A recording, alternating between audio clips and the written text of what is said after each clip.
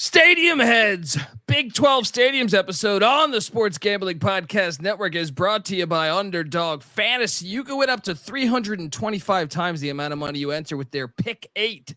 Sign up today with the promo code TCESGPN to claim your special pick plus first time deposit, all for up to $250 in bonus cash. And you better believe they'll have college football. UnderdogFantasy.com, promo code TCESGPN. We're also brought to you by Rhythm. Get the best data-driven props and picks from Rhythm. Claim your free 7-day trial today by going to sportsgamblingpodcast.com/rhythm. That's RITHMM. That's sportsgamblingpodcast.com/rhythm. And remember, as always, folks, to let it ride. This is Coach June Jones, and you're listening to SGPN. Let it ride. Something new coming like that. Look at it been done in any case, education. More education, the more informed people are. That's the way it is with everything. The young ones, they ask me advice, and I always tell them, get as much knowledge as you can. Stadium Heads, man. The granddaddy of them all, the famed Rose Bowl, jammed with a color of over 100,000 fans for its 67th renewal. And the weather here today at Notre Dame Stadium, in a word, it is cold, but it is football weather. The temperature 37 degrees, humidity 79%. Forecast cloudy for light rain later on this afternoon. The average person doesn't know what a good stadium is. They might think they know what a good stadium is, but they think just, our seats are nice and it's so comfortable. We have a 10,000-inch screen we can watch the replay on while we're watching the game, and we got a waiter coming over to take our orders, right? And there's 20 million bathrooms close to us. That's not what makes a good stadium. A good stadium is the look of it, the feel of it, the history of it, the soul of it. That's what makes a good stadium. That's what I mean when I say we're stadium heads. We are stadium heads. They get to run around. Now those people, they shouldn't even be there. That doesn't even count. If you can't get out in the elements, you shouldn't even go to the game. That's the worst thing. Those darn boxes up there and dome stadiums and stuff. We don't need that, right? Welcome to sunny El Paso, the 52nd Sun Bowl, and now this ancient facility is one of the great settings in all of college football. Neyland is now in its 87th year. That's what we are, though. We are stadium heads. Boom! Welcome back to Stadium Heads. As look, we got the Big 12 edition coming right now. The Big 16, Big 12, whatever you want to say, folks.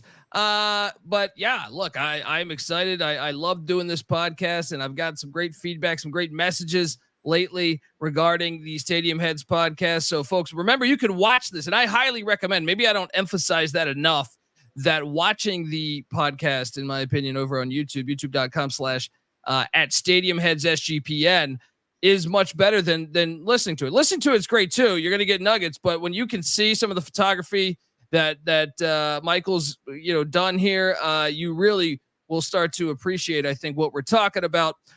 If you're wondering just who the hell you're listening to, that's fair. My name is Colby Swinging Database Dad, aka Pick Dundee. That's not a pick. This is a pick. He was raised in the land down under, where a man thinks on his feet, speaks with his fists, and lives by his wits.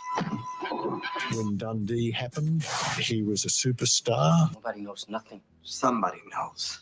Double the price, but no one touches Dundee. We are talking Big 12 football. I got my cat in the background. What the hell's happening here? 16 teams in the Big 12. Look, this is one where I feel like the teams that came in really kind of gave this thing a boost. If you're wondering, folks, what I'm talking about is Arizona, Arizona State, Colorado, and Utah. We'll talk about all of their stadiums, all 16 teams, but I did think from a conference-wide point of view, it gave the Big 12 quite a boost. All right, and of course, I am joined by the most interesting man in college football. Yes, look, if you haven't seen his stuff, look at this right here. Barker. You can follow him on Twitter at CFB Campus Tour. This is his 84th college football game of the 2023 season. He said he's going to end at 90 90 college football games he's attended this year with the college football national title in Houston. And so, again, he's out there with everybody. He's like wet US weather. Postal Service. Rain, sleet, snow, it doesn't. First off, much better than the U.S. Postal Service, because let me tell you, U.S. Postal Service, one of the worst, I think, at delivering when they say they're going to deliver. That's why you always have to go to a third party. But how you doing, Michael? Appreciate you hopping on. And look, I know behind the scenes we've been putting this thing together. And how do you feel about the Big 12, man, and their new additions? So I call this conference the Even Steven Conference. And what I mean by that is you look at the Big Ten, you look at the SEC, we got 100,000 stadiums. And then you go down to Northwestern and Vanderbilt, and there's these smaller ones in the conference. And you look at the new Big 12, and every school, their capacity is between about 40 and 60,000. You lose Texas and Oklahoma, which is one is over 100 and one is over 80. And really, you look at it, and there's not a bottom feeder that's obvious in the conference. So I look at it as being highly competitive. You know, me and you have said offline before that Conference USA used to be the conference that everybody made fun of, and now it's the model that everybody goes after. So, you know, you got UCF on the East Coast, and now we got BYU over there in Arizona. So I think these guys are the winners as far as having the most competitive conference out of the P4. And you know, you go through and you look at these stadium names, there's some surprising big hitters there that maybe you don't think so, but bang for your buck, Big 12 stadiums. I really enjoy this new conference. Yeah, and I actually think, well, SEC, I guess, you know, Texas and Oklahoma somewhat fit, whereas like the Big Ten, we're doing our exercise on the College Football Experience podcast of like every year we do this where preseason we draft the top 30 games that we're excited about. We've been doing this for 7-8 years, and it's been harder this year because I'm not excited about USC Rutgers. You know what I mean? Like, as I love college football, but I can't tell. Like, I'd rather watch if that was going head to head with like a FCS game. I'll take an FCS game all day. So like, it's been a harder exercise, and I wonder long term if that's, you know, if I wonder 30, 40, 50 years if you'll see it go back to what it was before, which is more regionalized. But it's certainly insane right now. UCF at Arizona, or, you know, Arizona UCF is going to be insane. But I think they got a little, they got some nice stadiums. You know, we if you haven't listened to our Big Ten episode yet, folks, go listen to our Big Ten episode, because we thought the influx of teams, even though I talk trash about USC Rutgers, if you're just looking at the conference from a stadium perspective, the Big Ten went out and landed some home run hitters, you know, as far as stadiums coming into the conference. The same can be said for the SEC. And I actually think sneakily ACC and the Big 12 did too. So, you know, and I guess all of that is for the most part, the destruction of the Pac-12. But anyway, let's get into it. But yeah, either way, like I said, I highly recommend folks getting on over to YouTube /at SGPN, or I'm sorry, at Stadium Heads SGPN, and hitting that subscribe button, because the visual product, I've had a few people message me saying, oh man, it was great listening to the podcast, but then I took your advice. I went over there and checked it out, and they were like, you got to sell this more. You got to sell this more, because when you watch it, it's much, much better. Shout out to the chat, by the way. Feel free to let us know what your favorite stadium is. I know Kai Holstein's in there, and he's already talking Baylor because he's a Baylor guy. But yeah, let's just jump into this, because the last time, once again, Michael's been to every stadium in the FBS. He was working on every stadium in the FCS. So, look for him this fall at your college football, you know, whatever your team is, stadium. And look at this. We have a nice little spreadsheet here with where he has been. Now, I've actually been to, I feel good about this one, because I'm like, hey, I've been to 4. I've been to 4 of these, I believe. Nice. You're like, Colby, shut the fuck up, dude. 4, get the fuck out of here. But look, it's I think that might be my most traveled conference. I was like, okay, now that the Big Ten got, you know, USC and UCLA, then I'm like, okay, maybe that is, but I think this one might be my most traveled. Anyway, the last time, if you're not watching this on YouTube, on the audio side. The last time Michael's been at all these places, Washington at Arizona was the last time he was in Tucson checking out the Wildcats. That was in 2021. Stanford at Arizona State in Tempe there, Sun Devil Stadium back in 2018. Whew, it's been a while since you went down to Tempe. Texas State at Baylor. Woo, Kai, cover your ears because Baylor got waxed by Texas State a year ago in the season opener there in Waco. That was last year that Michael was there. You were in Provo in 2022 for the rivalry game, Utah State taking on BYU. You were at Nippert in Cincinnati, checking out the Bearcats in an old AAC matchup against UCF in 2019. Folsom Field, you were there last year in Boulder, Colorado, checking out Coach Prime as they took on Jonathan Smith's Oregon State Beavers. The Houston Cougars, you were there during the COVID season, taking on the Tulane Green Wave AAC matchup at the time. And then you were in Ames that same year, 2020, as the Hawkeyes, the Cyclones were taking on West Virginia. I still haven't got used to that conference matchup, by the way. You were in Kansas, Lawrence, Kansas, checking out the Jayhawks as Iowa State came in there in 2020 as well. You were also in Manhattan, Kansas with Kansas State as they got upset by Arkansas State in 2020. You were at that game. You were in Stillwater in 2022. And I know you've been there multiple times because we went to the same game without knowing each other, but you caught Arizona State at Oklahoma State in 2022. And then last season, one of the best games of the year, the season opener, the Colorado Buffaloes went into Fort Worth, Texas to take on TCU in 2023. You were there.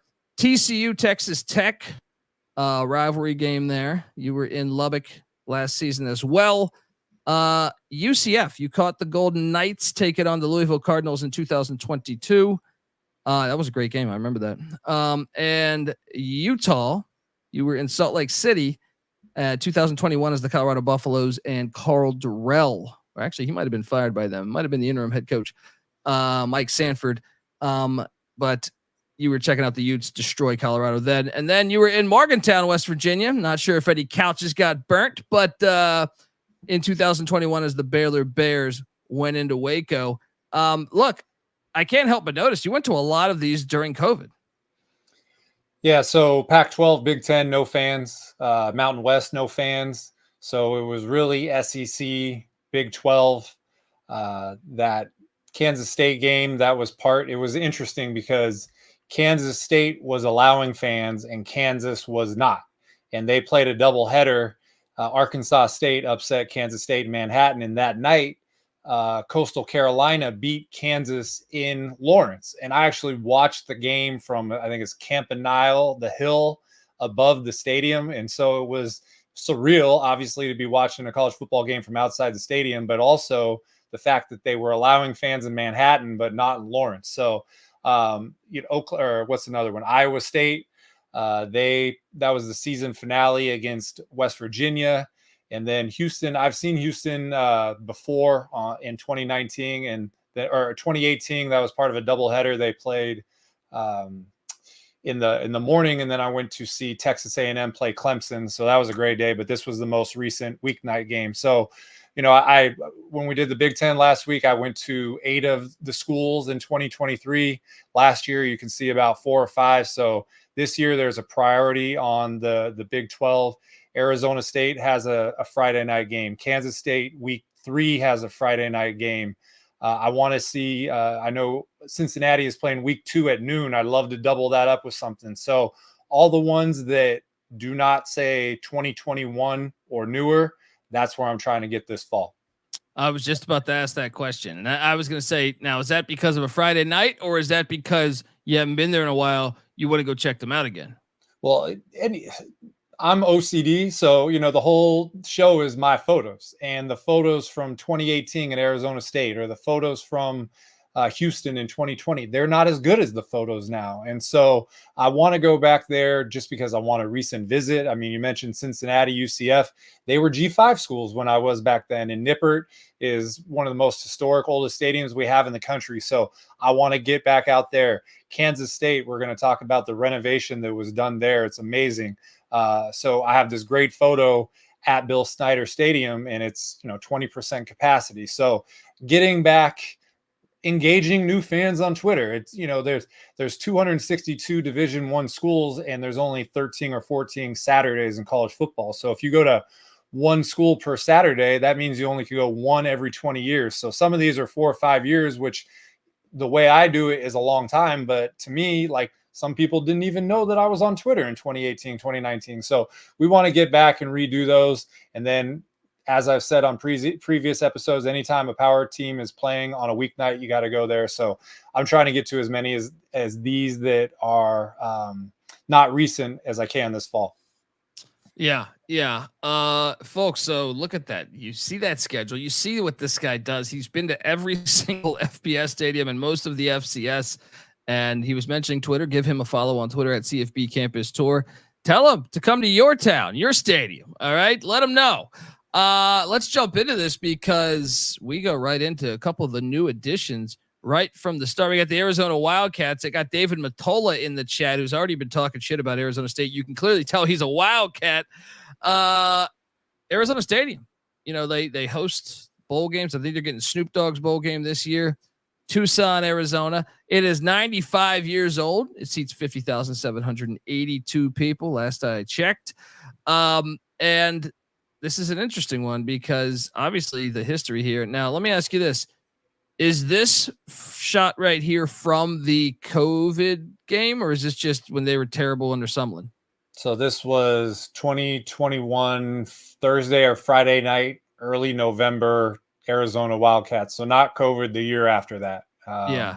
It was a close game. It was kind of an ugly game, and Washington pulled out. But this, as we've said, weeknight trade-off. Sometimes you're November on a weeknight, you're not going to get the biggest crowd possible.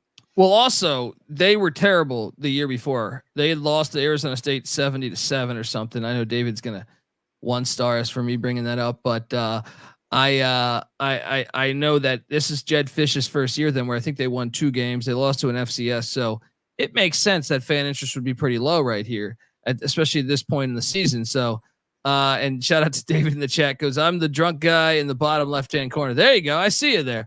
I love the way the stadium looks though, man. And here's another shot from, I guess you went to the Barstool Bowl there.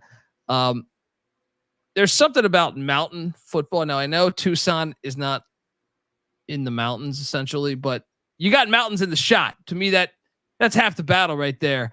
What game was this one? So this was last year's Barstool Sports Bowl, the Arizona Bowl. I've actually been to 3 Arizona Bowls, 2017, Utah State, New Mexico State. New Mexico State got their first bowl game win in 60 years, walk-off. 2022, Wyoming lost to Ohio, and Ohio did an overtime walk-off. And this year was the same thing. So, you mentioned the mountains. New Mexico State has a view of the mountains. UTEP, Arizona State is built in between 2 mountains. So these are the views of the Santa Catalina Mountains. And it's cool, during the bowl game, unless you have a credential, you're not allowed up here. I stood there, and even up there for kickoff, I was still having ushers say things to me. But these are the kind of views that you want to see. What's really cool about this stadium is it was, 1929, it opened with 7,000 seats. And I think I sent you a picture of like the old outside. Some of the exterior still exists, but this place used to have a track. It wasn't until 88. You got the views at night. So, this stadium is well equipped to handle big time football. I mean, even the capacity now is 51,000. The record is 59,920 versus Arizona State in 1996. So they've packed this place out consistently. Or in the past, and they have a great year last year, but you can see the old architecture right there is just cool. So this place, it's set up for a bowl game, set up for big crowds. They play a lot of night games because of the heat. It's a great place to watch a football game. Yeah, I love this stadium. I think this is an underrated stadium. David's in the chat saying there's a giant science telescope built into the stadium and dorms as well. Yeah, Huh. yeah, and and it's called Arizona Stadium. It's not called this Credit Union Stadium, right? So they stuck with the name. There's also a sign that I always post when I go there. It says "Bats live in the stadium. Be careful." So you're not going to find that in SoFi Stadium, which I'd rather be outdoor with bats than inside SoFi. So yeah, it's cool. I mean, 1929. You think of all the 100-year-old stadiums in the East or the Southwest. I mean, or the Southeast. We got them right here in the Mountain Time Zone. Yeah, definitely. It's a very cool stadium. To me, they're both way better. Like both Arizona stadiums, like Arizona and Arizona State, are just so much better than the Arizona Cardinals Stadium. Let's jump over and talk about their arch rival. Well, first off, whoa! How did I almost forget this? The obstructed view here. I mean, this is gold. This is gold. You got to tell Brent Brennan, hey, if you're in the goal line, if you're by the goal line, please run to the left side. I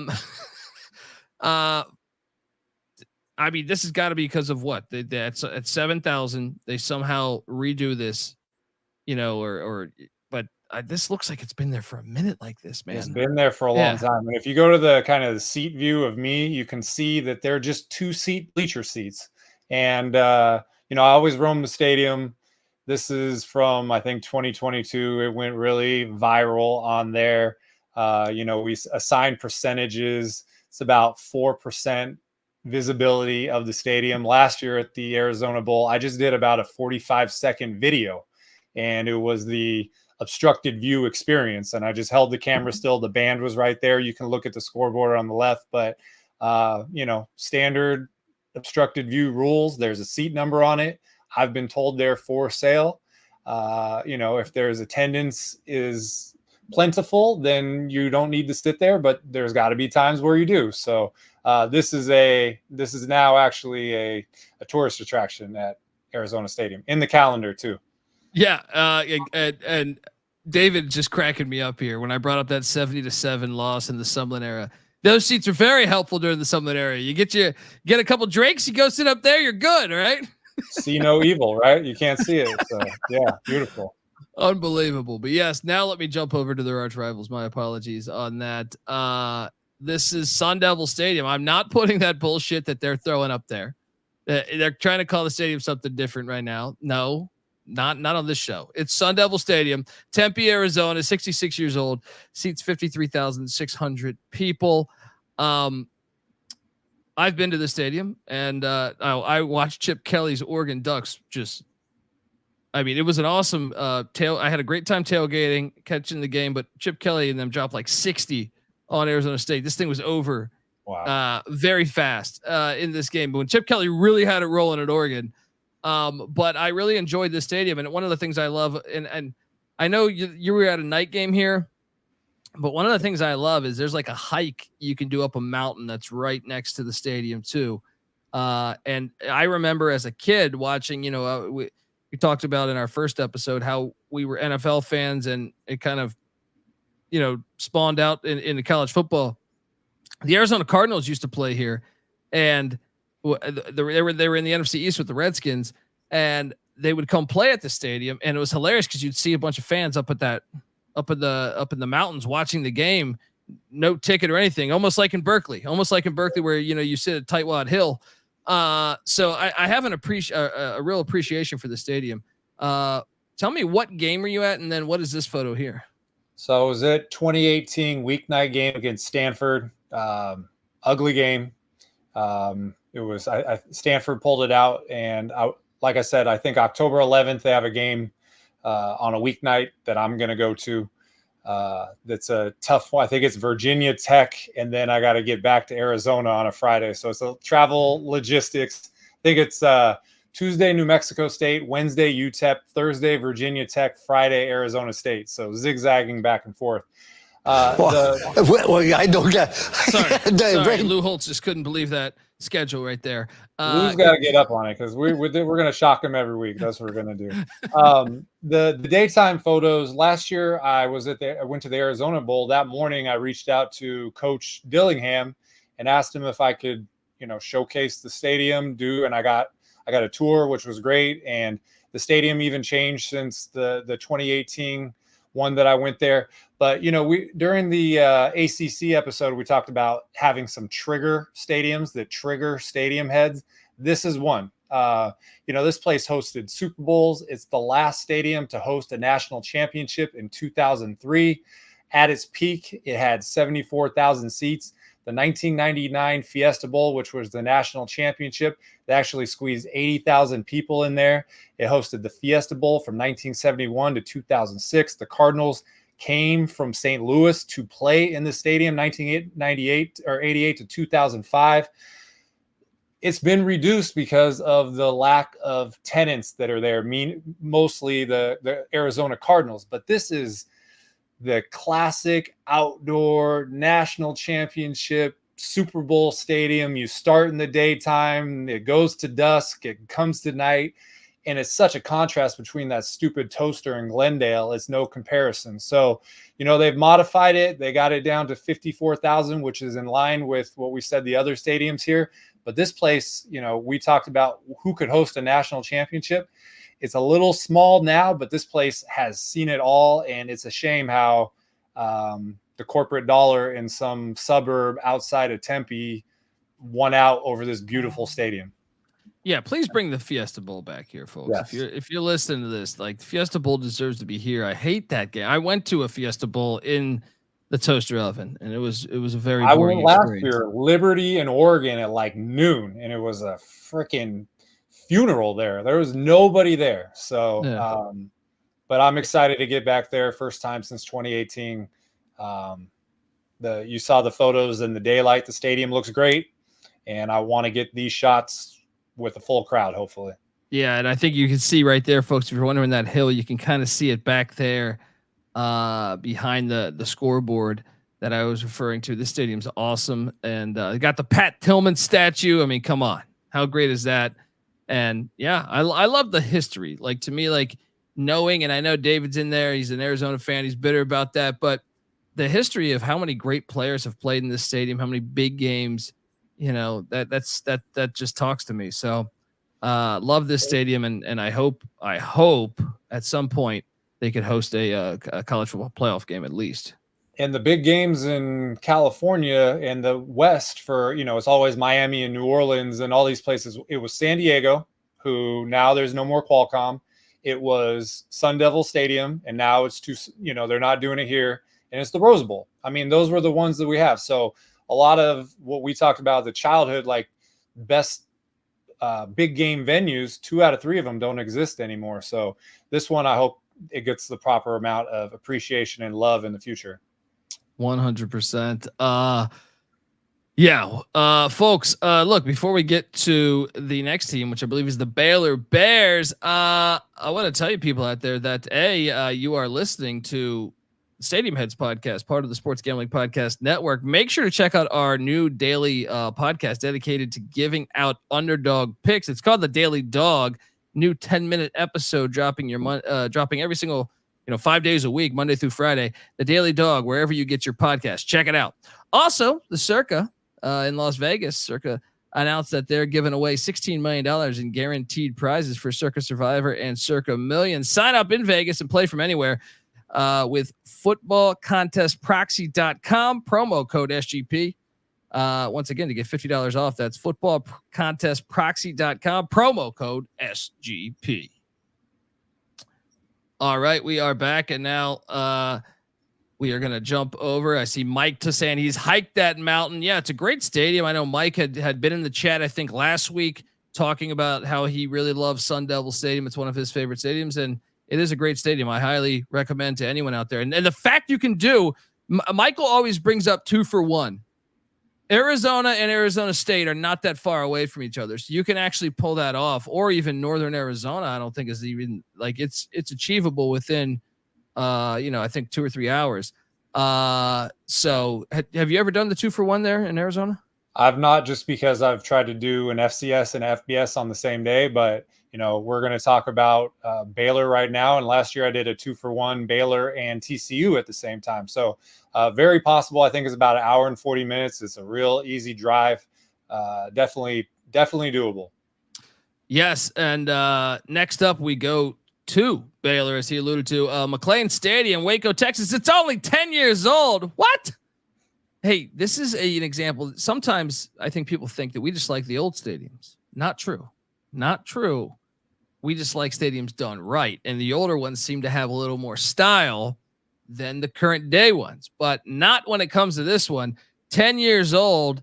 This is, to me, way better than Jerry's World in Dallas there. The seats 45,140. And I really enjoy, I haven't even been there, but the photos you sent me when I was putting together this slideshow, I was like, this stadium looks fucking beautiful. It looks absolutely beautiful. Well done, Baylor. I love that upper deck, or the top part of the stadium. It just looks great. The photos, and this is a game they got destroyed by Texas State, I imagine, right? Have you been there more than once?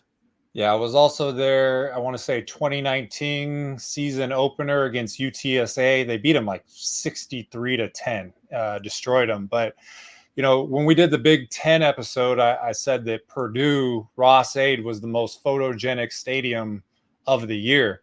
This one was right there. This is a 6 p.m. start week 1. It looks like 2 o'clock in the afternoon. The yellow just is bright. You can see on the left the student section, which is the Baylor, the Baylor students. They run on the field. It's called the Baylor line. We got Kai with the note right there. So, they start on the field, and before the game, they run across, cover the whole field, and then they take their seats there. It's really cool where the students are placed because they're right behind the opposing bench, and you get to take your frustration out there. But located on the Brazos River, it's one of the few stadiums where you can actually do sailgating. It's expandable to 55,000. As you said, normally we like old stadiums, but this one stadium, if you're just talking stadium, it's the nicest stadium in the Big 12, and they knocked it out of the park. I mean, this stadium is going to live on for 60, 70 years. It's incredible. Oh yeah. And to me, look, I know we praise, I don't even know if we've, done it enough on this podcast, but I feel like more so within just talking to you, we're like, oh man, Kid Brewer's amazing because you got the mountains there. We just talked about Arizona and Arizona State. You got the mountains, right? We're going to talk about some other stadiums with mountains that just make the stadium so awesome. Well, there's certain places where you don't have mountains, but you know what's great? You said sailgating. I think that's fantastic. We saw JMU kind of do something like this as well, but I mean, this is an actual real river. JMU's is like a man-made lake or something. But I love that aspect of it, and I've ran into some people through covering college football that have spent some time sailgating there, and they've really said that this is an awesome experience. So I got to get out there and check it out. You can see it right now in the photo from behind the scoreboard there. But I think that we don't just love it. To me, if you are out in the middle of nowhere and you don't have the mountains, there's still ways to make your stadium super, super fucking cool. And Baylor knocked it out the fucking park, in my opinion. Can we also emphasize the fact this is an outdoor stadium in Waco, Texas? Okay. Yes. Built in 2014. Every opportunity to slap a dome on there and call it a day.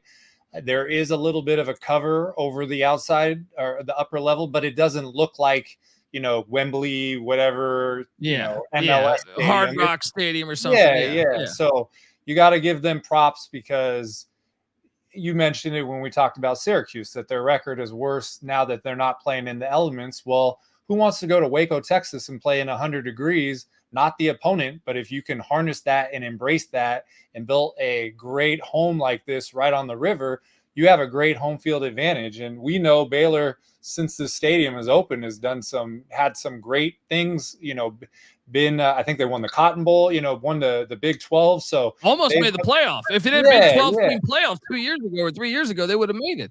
So, a 45,000 seat stadium in Waco, Texas, you're not, if you just were not a real college football fan, you wouldn't be expecting big time college football, but they have done everything right. And like I said, expandable to 55,000. So keep packing it out and expand it. But this is, like I said, pure stadium. Looking at the stadium is the best in the Big 12. It is really, really like, I haven't been there, but look at that. It just looks fucking beautiful. Yeah, I was taking photos, and every photo I was like, damn, I mean, even at night, like it just changed. It was, the sun coming through the little overhang right there. So Yeah, I dig the overhang they did there too, man. I think it just has a good, clean look to it. And don't take away your advantage. I always say that. Like, don't take away your advantage. I find it hilarious that these NFL teams, like Soldier Field, has probably won so many games for the Bears, and they're going to move to a dome. Have fun getting those wins. You know what I mean? Because you got a lot of wins because it was, I remember, I remember a lot of teams coming in there, especially the 80s era when it was just so windy and shit. No one could throw the ball. So it all automatically, you add that with the crowd behind it, that they were almost unbeatable there in the 80s at one point. So the same situation for another Bears, and Mike Singletary. I know he's a former Baylor Bear as well. Man, is it? I take this is the Texas State, or is this the UTSA game? No, same game. So same game? Okay. you got the whole thing. It was beautiful, and highly recommend. Like, you will not be disappointed going to the stadium, no matter what. Yeah, got to get out there. Where do you fly into there to get to what? I flew into Fort Worth just because, like I said, I was going to. I went to the TCU game at 11 o'clock and drove down. It's probably the best one. I mean, it costs more money to fly into the more regional. So, me self-funded, I'm going to fly into the bigger airport, get the cheaper flight, and then figure out a way to do it. But somebody, a Waco native, probably knows either the regional airport or one closer than I do. Gotcha.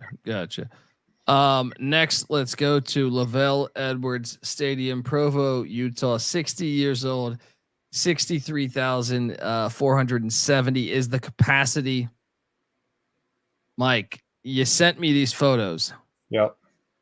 These are masterpieces, man. Put this in the, like, this needs to be in the Smithsonian or something, because these I can't believe I haven't been here, because this is actually top of my list. Look at these photos, man. Look at that photo. This is college football done right.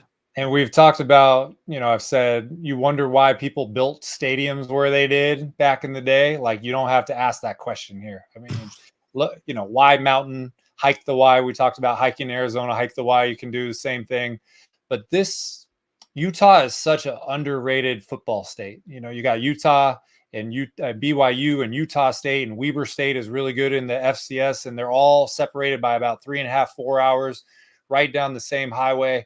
It's in this place. This was I want to say late September, weeknight game. I mean, I think that's the photo at the opening kickoff. So there's a couple seats at the top that are not filled out, but big crowd. But this is like when you go to, I don't know if there's a photo from just the home side where you can see the mountain just in the background. But it's that one right there. Like, that's the top row view on the home side. So you get the sun coming down and you're not bothered by the sun. So you got it blocked out even on a hot day.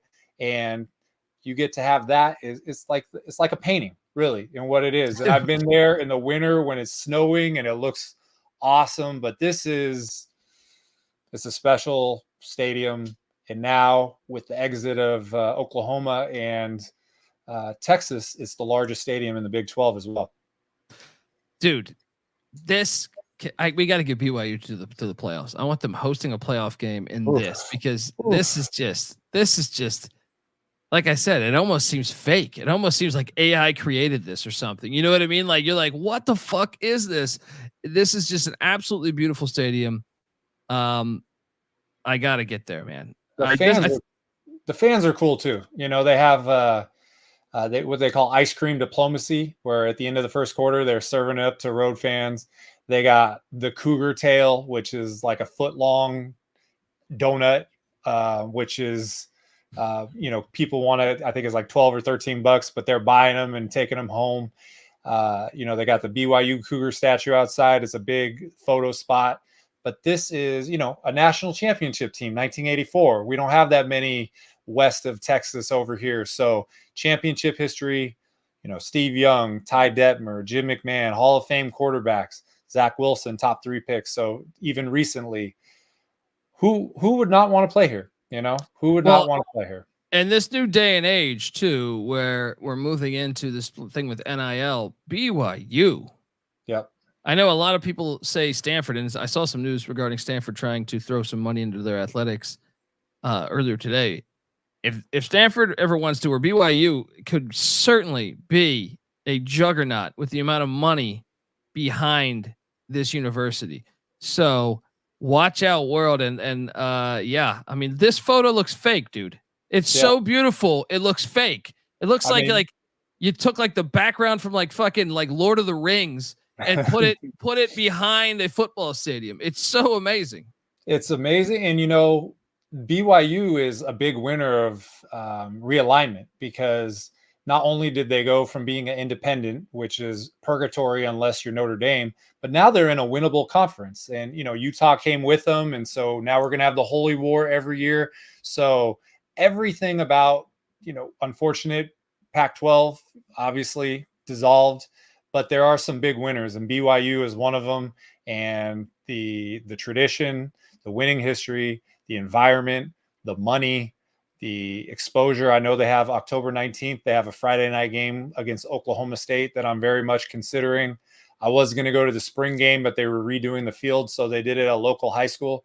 But this is, you know, anytime we do a Twitter poll, best stadiums, best whatever, this one wins. It wins, and you could see why. So I took all these photos with the iPhone, and when you take it with the iPhone and you look at your phone, you're like, damn, it's a special place. Another thing is, man, with them jumping to the Big 12, they, besides Utah and Colorado, these other schools in Texas, you just talked about the Heat in Waco, or the teams in Florida or Iowa, they got to come to this elevation, into this environment. Yep. It's a huge edge for those mountain schools, you know, in my opinion.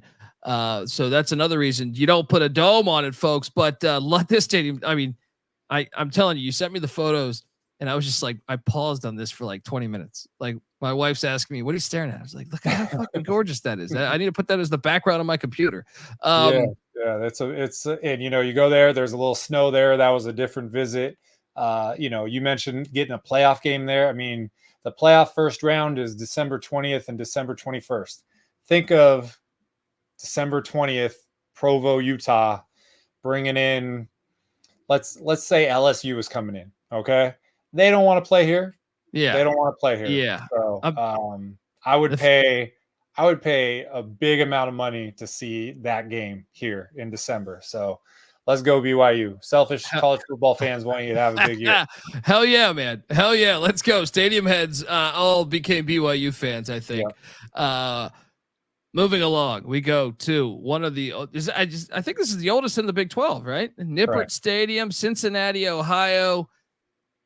Seats 38,088 people. It's shocking. I thought it might be a little bit bigger coming into this. But you know, and I know they recently did some renovations. I had about 10 years ago, I had a roommate whose father played in the NFL and went to school at Cincinnati.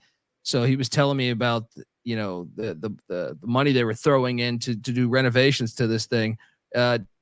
Is this from a spring practice or something? When'd you go to this? Where's the shot? This is just a campus visit. You know, when you're in November and you're in Maction territory, you got all these Ohio and Indiana and in Michigan, you got a lot of time to explore. And as I mentioned, you know, I went to a game in 2019, feel like my photos are much better. So you scout your locations where you want to go. And I feel like this is going to sound weird, but this is a daytime stadium. I know the vibe at night. I went and they beat UCF. They ended their big winning streak. They rushed the field right there. But to me, I just like, it feels like a daytime stadium. And, you know, you mentioned it's the oldest one in the Big 12. They've been playing on that site since 1901. It was called Carson Field, the fourth oldest playing site and the fifth oldest stadium in college football. And they built actual stands in 1915. It had 12,000 seats to start. So just a historic place, modest 40,000 seats, but we know that they went to the playoff a couple of years ago. They've had big time football there as well. Well, Ohio in general, I know it's dominated by Ohio State, but Ohio is football. You look at, you know, it's just football to me, you know. This is a beautiful stadium though, and I definitely want to get there. Home to the 1968-1969 Cincinnati Bengals when they were in the AFL as well. That's right. That's right. And Look, I there's also that which looks awesome out of stone. There's like if you're listening to this on the audio side, it's like a stone column of a football player that's been carved out. Yeah, there's a few of them too, and it just leans into the it kind of feels like Memorial Stadium, Illinois kind of vibe. So, stadiums are real quick to get rid of those because they want to move on. They still have them there, and this Bearcat statue is like the fiercest statue on campus or on any campus, and very cool photo spot right outside Nippert. Game day, tons of people are taking their photos with this Bearcat statue. Yeah, it's awesome. It's crazy. I feel like I've been just a gigantic college football junkie for a long time, but I don't think I realized how old the stadium was. I thought it was old, but I didn't think it was that old, if that makes sense. No, I get it. It's like Georgia Tech. It's basically the same thing. Yeah, 100%. Folks, look, before we get to the next school, I want to tell you that the Stadium Heads podcast is brought to you by Rhythm. If you're on, if you're betting on NBA player props, then you need to download Rhythm. Rhythm gives you a menu of the best player props for every single NBA playoff game, making it easy to go through and find the best props to put your money on in a matter of seconds. Rhythm's predictions are backed by over 3 years of data and a team full of data scientists and quants that focus on fine-tuning their algorithm to give you the best shot at winning. And Rhythm pairs its predictions with player prop graphs. Look, if you see a graph, it's going to help you. It's going to help you buy in. So you're going to feel even more confident when you see these graphs. From superstars to bench players, Rhythm finds the best player prop lines, all backed by AI data. So you won't need to endlessly scroll through some sports book. Claim your free 7-day trial today by going to sportsgamblingpodcast.com/rhythm. That's sportsgamblingpodcast.com/RITHMM. That is Rhythm. All right, we are back on the Stadium Heads podcast, and I love this one. Now, granted, I am a lifelong Colorado fan, so I love this stadium, though. Part of what drew me to being a Colorado fan back in the day was, they beat Notre Dame, which my brother was a diehard Notre Dame fan. That helped. But seeing brother misery is always something that is appealing to me. But you'd see these home games, and I remember thinking they had that tarp that says Colorado behind the end zone. And then the old stadium, like the way these brick buildings were. It's just, I went there. I love this stadium. I'll put this up with, I think people could argue if they wanted to that this is their favorite stadium. You know what I mean? Like, I don't know that I would put it as number one, but to me, this is like a great stadium. It's 100 years old. It seats 54,972. If you ever go to Denver, I highly recommend get out there to Boulder and check it out, because this is a great shot. This is from last year? It's from homecoming last year versus Oregon State. Yep. So that shot right there. This is to me a great shot. And yeah, I love those buildings right there. And then you got you can't even see the tarp from this shot, but it still just looks awesome. 100 years old. And I did, can anyone go up to this part right here? No. So this is a new club, and I don't remember the name of it, but it's like an 8-story. I bought a ticket. It was like $101, and it had access to this club. It's an outdoor seating area. There's a little indoor bar, restaurant. They got the games on. In the flat patio area, they got cornhole. They got seating outside. During the day, you're getting a spectacular view of the mountains in the background.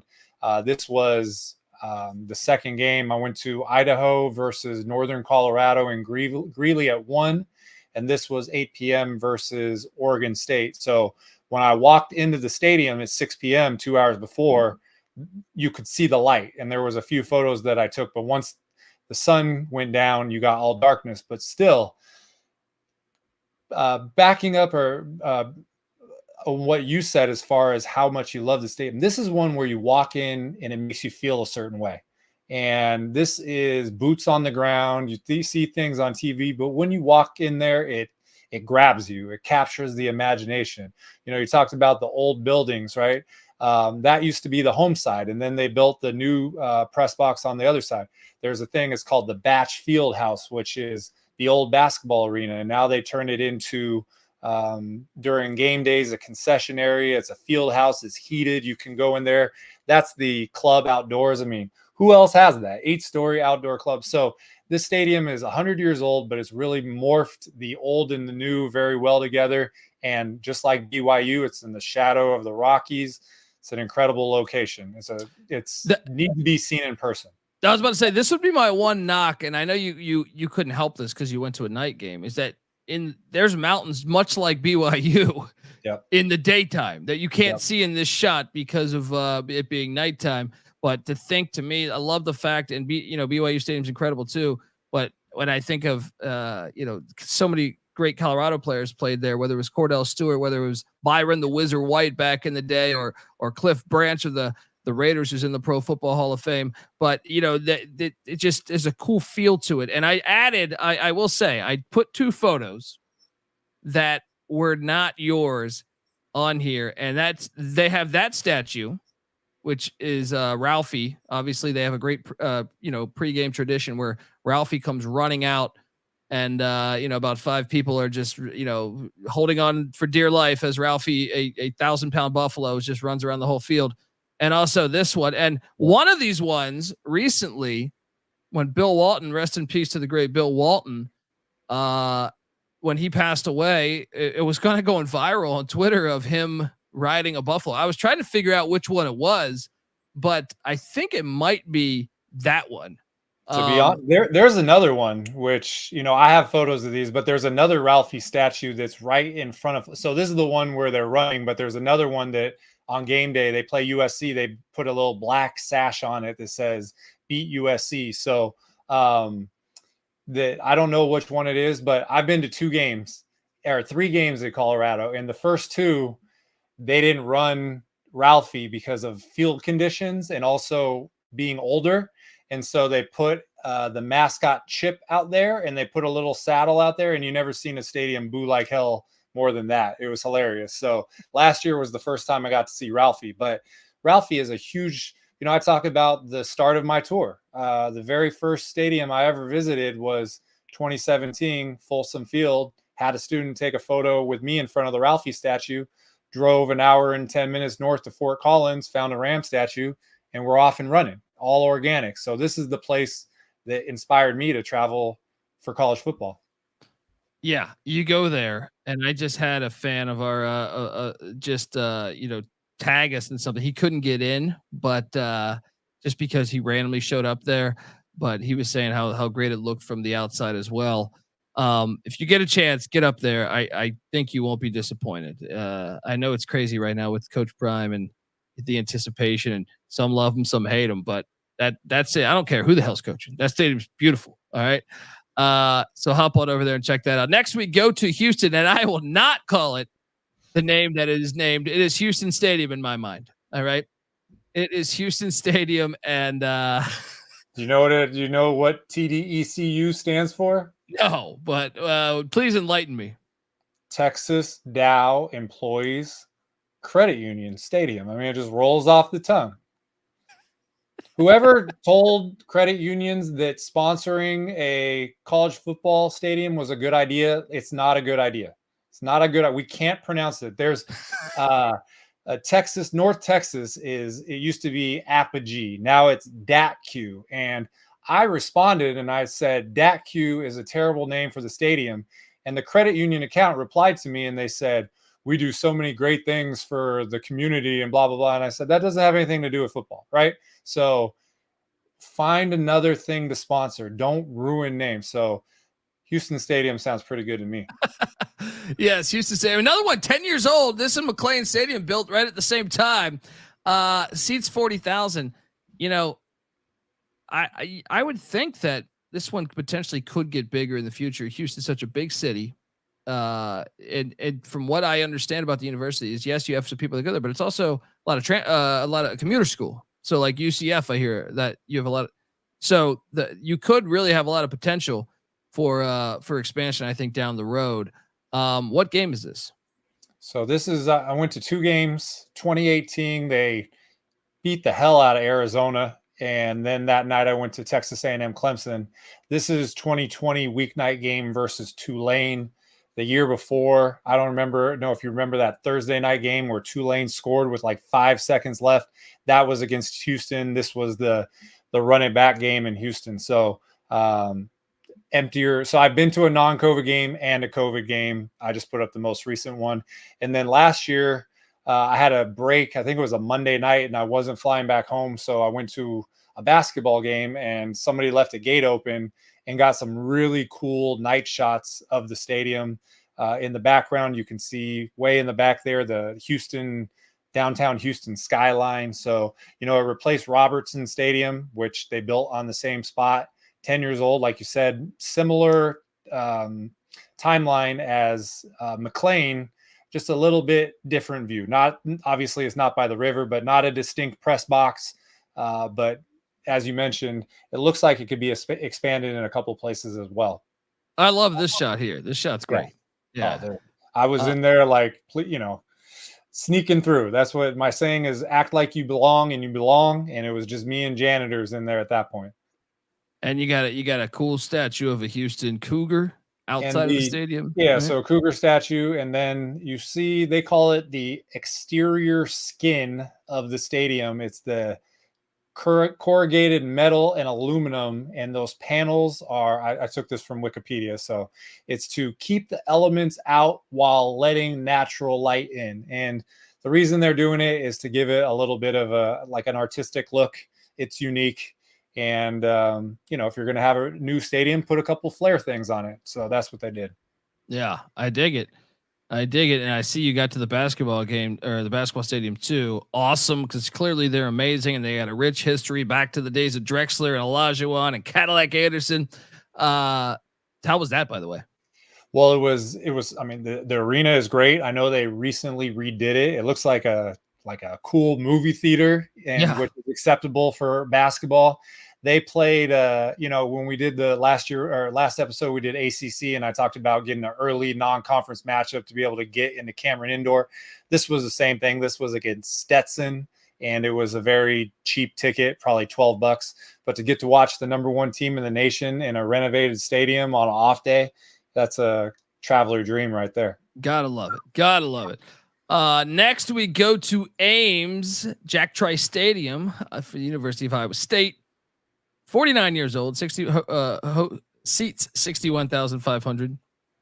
And this is one where, look, I've never been here, but I can tell you this: if you're a ranked team and you got to go here and it's a night game, I feel like you're going to lose. Right? It doesn't matter who. I mean, they don't even have that rich of like a football history. Like they were really bad for a long time, but Matt Campbell, and I would even say Dan McCarney was one of the first guys to get it going with Seneca Wallace and stuff. But man, I feel like these fans are underrated to me. They show up, it doesn't matter if it's snow, rain, whatever, they show up and they're passionate about their Cyclones. So I can really dig it. And I feel like they have a history of taking down top 10 teams of late, at least there in Ames. What game was this for? So the first photo, just to branch off what you're saying, in the intro, they have like a whole cyclone alert going, and it just is like a storm warning, and it gets with alarms and is really powerful. It just is very intimidating. So this photo is from 2020 West Virginia season finale. COVID restrictions were a little bit loose. It's a pretty good crowd. I want to say like 50% was allowed there. The previous photo was from 2018. And it was a night game, and I went to day game Northern Illinois at Iowa, and then I came here and they played 5 minutes. It was against South Dakota State. They scored a touchdown. There was a 3-hour rain delay, and then they canceled the game. So this is like a night photo with probably 30 or 40% of the crowd hiding under, to wait out the rain. And man, they put the storm tracker on the video board, and everybody was hoping against hope. And I think if it were a Big 12 opponent, maybe they would have waited it out. But the fact that it was a FCS non-conference, South Dakota State at the time was not what we know them as today. They just canceled the game. So I got one game there where it was 5 minutes and canceled, and I got another game there where it's COVID. I want to get back. Yeah. I want to get back. They have Drake is an FCS school. It's also in Des Moines. So I'm looking for a Drake, Iowa State 2-for-1. And when I see that on the calendar, I'm going to jump on it. Yeah, and maybe you'll storm the field here. So you checked it out. This is when was this? This is probably like 2021, just driving around. I think I went to the Field of Dreams baseball field. It's in Dyersville, Iowa.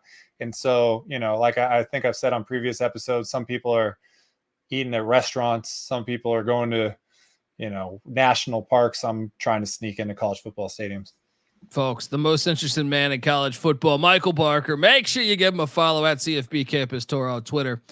I dig it, man. I hope they, I feel like part of their thing for a little bit there was they would do Thursday night games. I feel like that's kind of gone away. I would like to see that kind of come back in Ames because they've had great success, or Matt Campbell's getting this program up. And I feel like, it's a different day and age in college sports right now.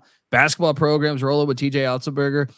And to me, if you got money, NIL and stuff like that, like watch out. I think the land before you would just say, well, they can't do it. Well, now it's like, I feel like anyone, like any of your alumni, you get together, you went to Iowa State, you and your buddies, throwing some money. Next thing you know, you might have a really good team. And I don't want to say it's all money driven, but I'm just saying, like, I feel like the sport is different. Before there was like 10 teams paying, or 20 teams paying. So now the door is open. Everything's, in front of us to see. So I think Iowa State can benefit from that. But, we got no Texas and no Oklahoma anymore. And so Kansas State, TCU went to the national championship even before they left, but Oklahoma State, Kansas State, Iowa State, some of these teams that have been 8, 9, 10 win teams just aren't winning in Norman or not winning in Austin. They don't have to deal with that anymore. So you're right. The door is open and that's why I called it the even conference or the even Steven. All these teams that we're talking about legitimately could go up and win the Big 12 once every couple of years. Absolutely. Yeah, they were just in the Big 12 championship, I think 3 or 4 years ago. So there you go. Would not shock me at all.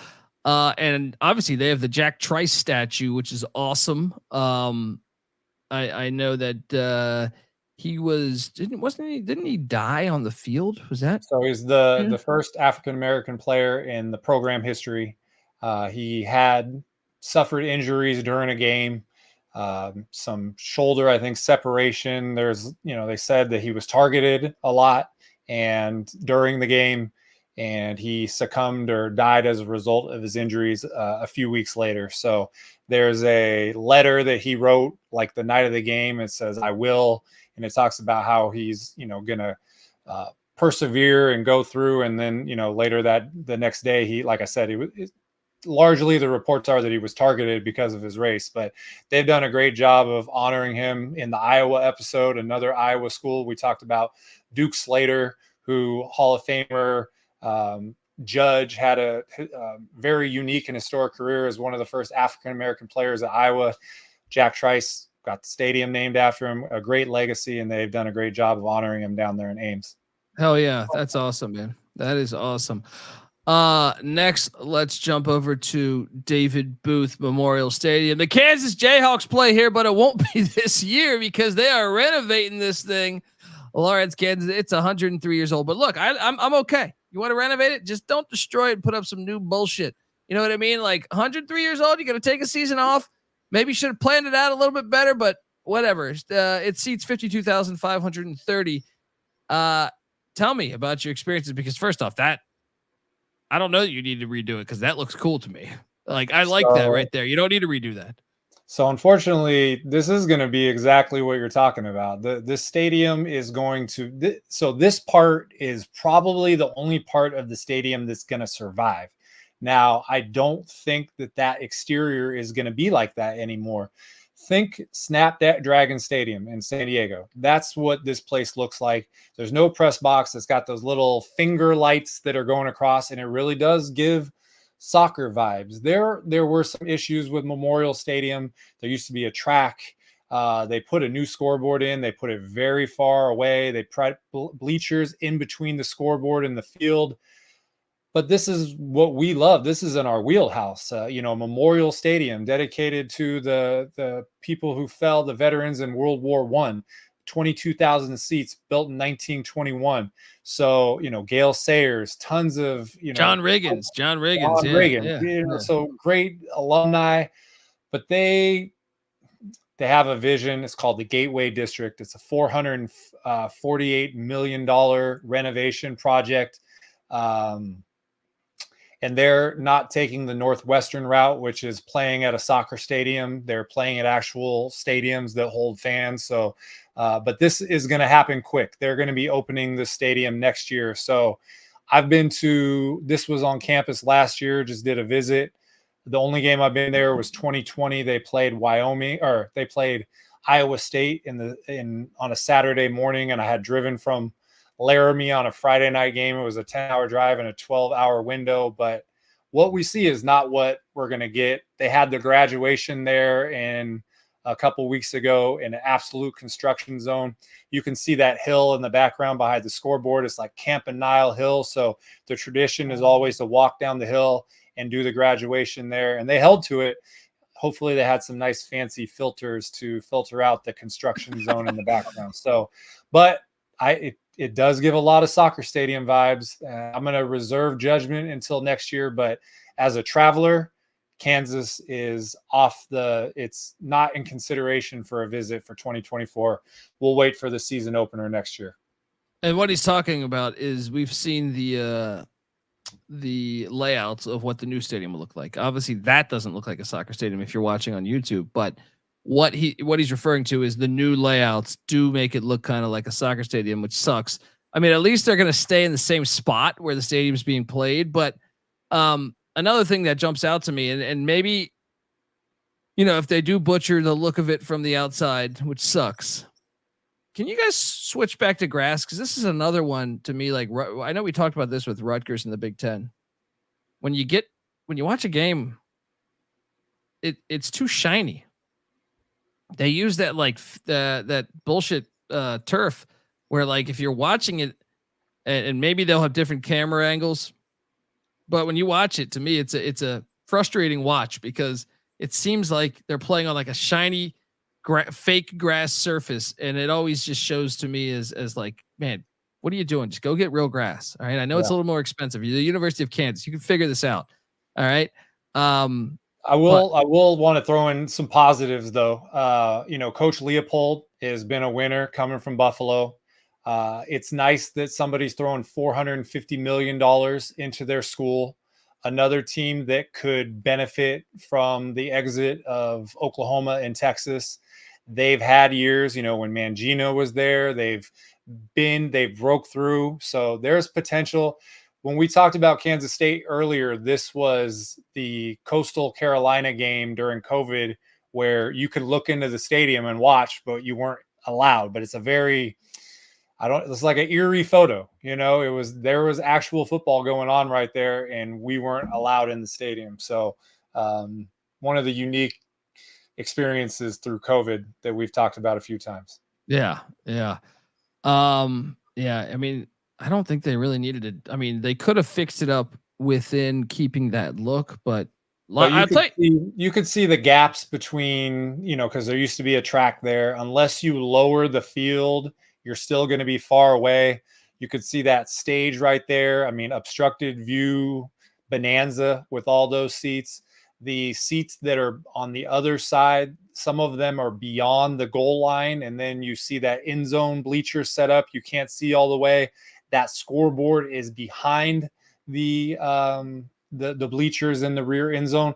So it's not that they couldn't have, it's what they chose to do. They chose to make it not fully functional by the choices. So I guess rather than reconfiguring it, they're scrapping it and they're putting something different out there. So, we know what we like and what we see is not what we like, but we'll see what happens when we get there next year. But again, a basketball school investing $500 million in their football program, we're happy to hear that.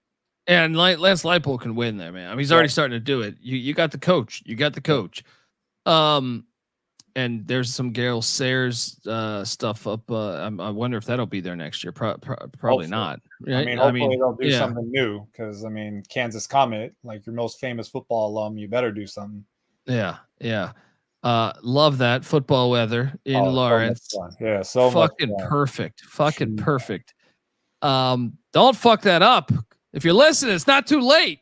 And I do agree that press box is really cool. I mean, it's a sleek. I love it. I love it, man. I do. So it's yeah. I mean, anytime we're tearing up a Memorial Stadium, that's like sacrilegious. But we can't go against what they're doing. So 2025, everybody can check out the new Kansas product.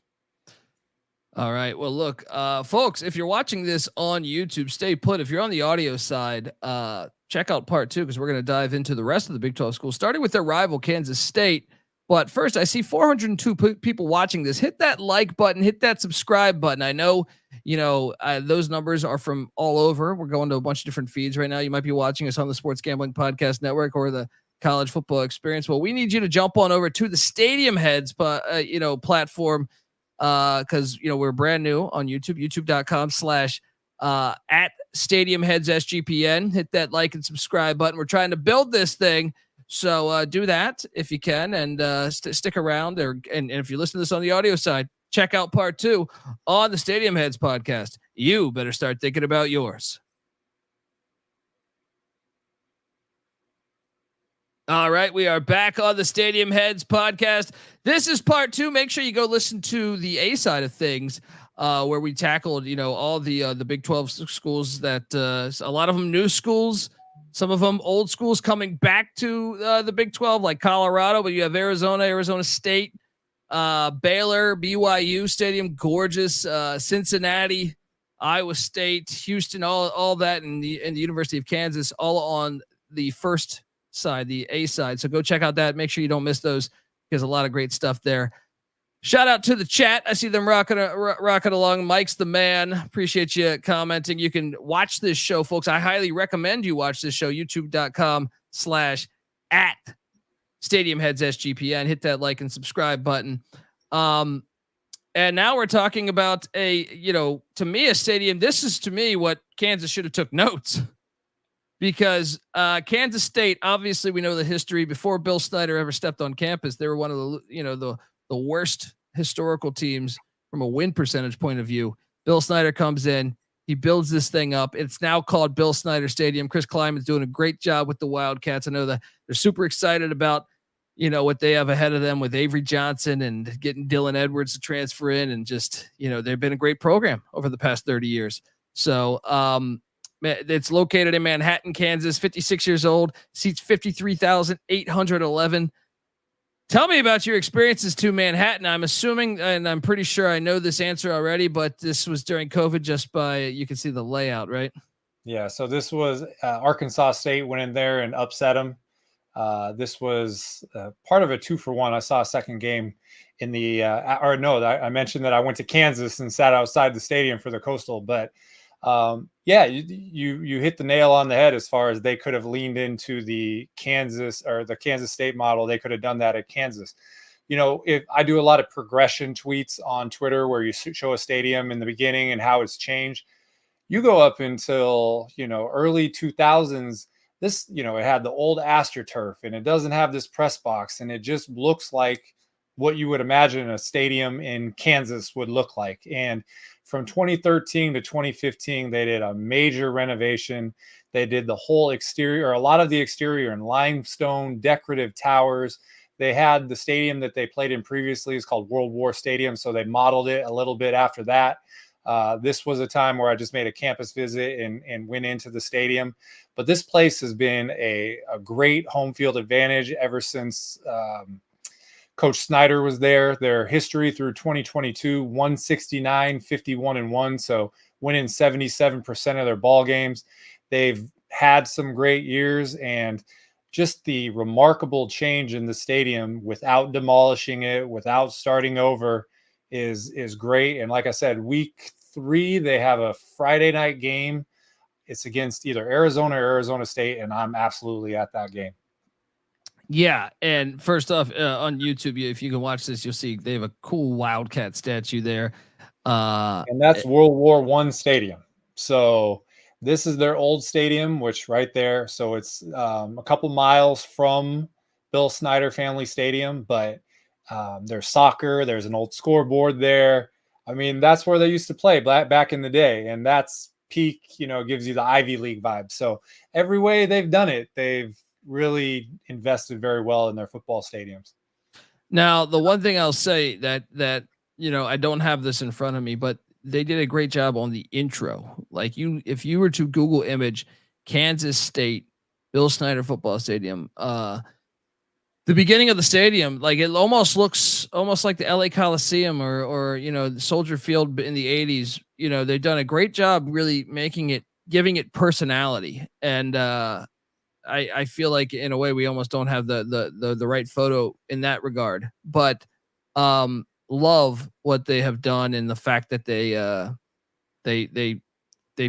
invested, and no way Arkansas State wins that game if they have their real fans. Like no. if it wasn't COVID, you know what I mean? It benefited the underdogs, but that's what I'm talking about right there. So this part of the stadium, even that, like, I feel like it's a decent shot, but I'm saying like you're not getting from the front, from the parking lot. It looks like a super cool stadium. And this is actually World War I stadium. So okay. So when they did their redesign, it was almost to put a modern spin on what they did at World War I stadium. So all that limestone, all those, they called them decorative limestone, I think it's battlements is what it is. And it think Notre Dame. I mean, really, that's what you would think on a smaller scale is the way they wrapped Notre Dame Stadium. And they made, it was 35,000 seats. It was dug into a little hole. It looked like a typical 35,000 seat stadium. And they really turned this place into a masterpiece. They really just flipped it on its head. And it's not only, I would say it's an underrated stadium, but when you go and look there, it's another one, boots on the ground. You're going to be like, wow, this place is really nice. So I agree. I saw a Sun Belt team go into a Big 12 team and knock them off, and no crowd element. So that Friday night, week 3 game, that should be one that is going to be a full representation of what Kansas State fans have to bring. Yeah. And you saw, I think Louisiana Lafayette that same week got Iowa State, same situation. Yeah. Next we jump over to Boone Pickens Stadium. We were in this stadium and we didn't know each other at the time, but first thing that stood out to me, and this was during COVID. This is, I know you've been back since, but I really enjoyed this. Stadium was better than I thought it was going to be. And I loved how close you were to the game. I paid a shit ton of money for tickets that were really on top of the game. During COVID, they only let a few amount of people in. So I definitely spent, it was like almost $600, I think.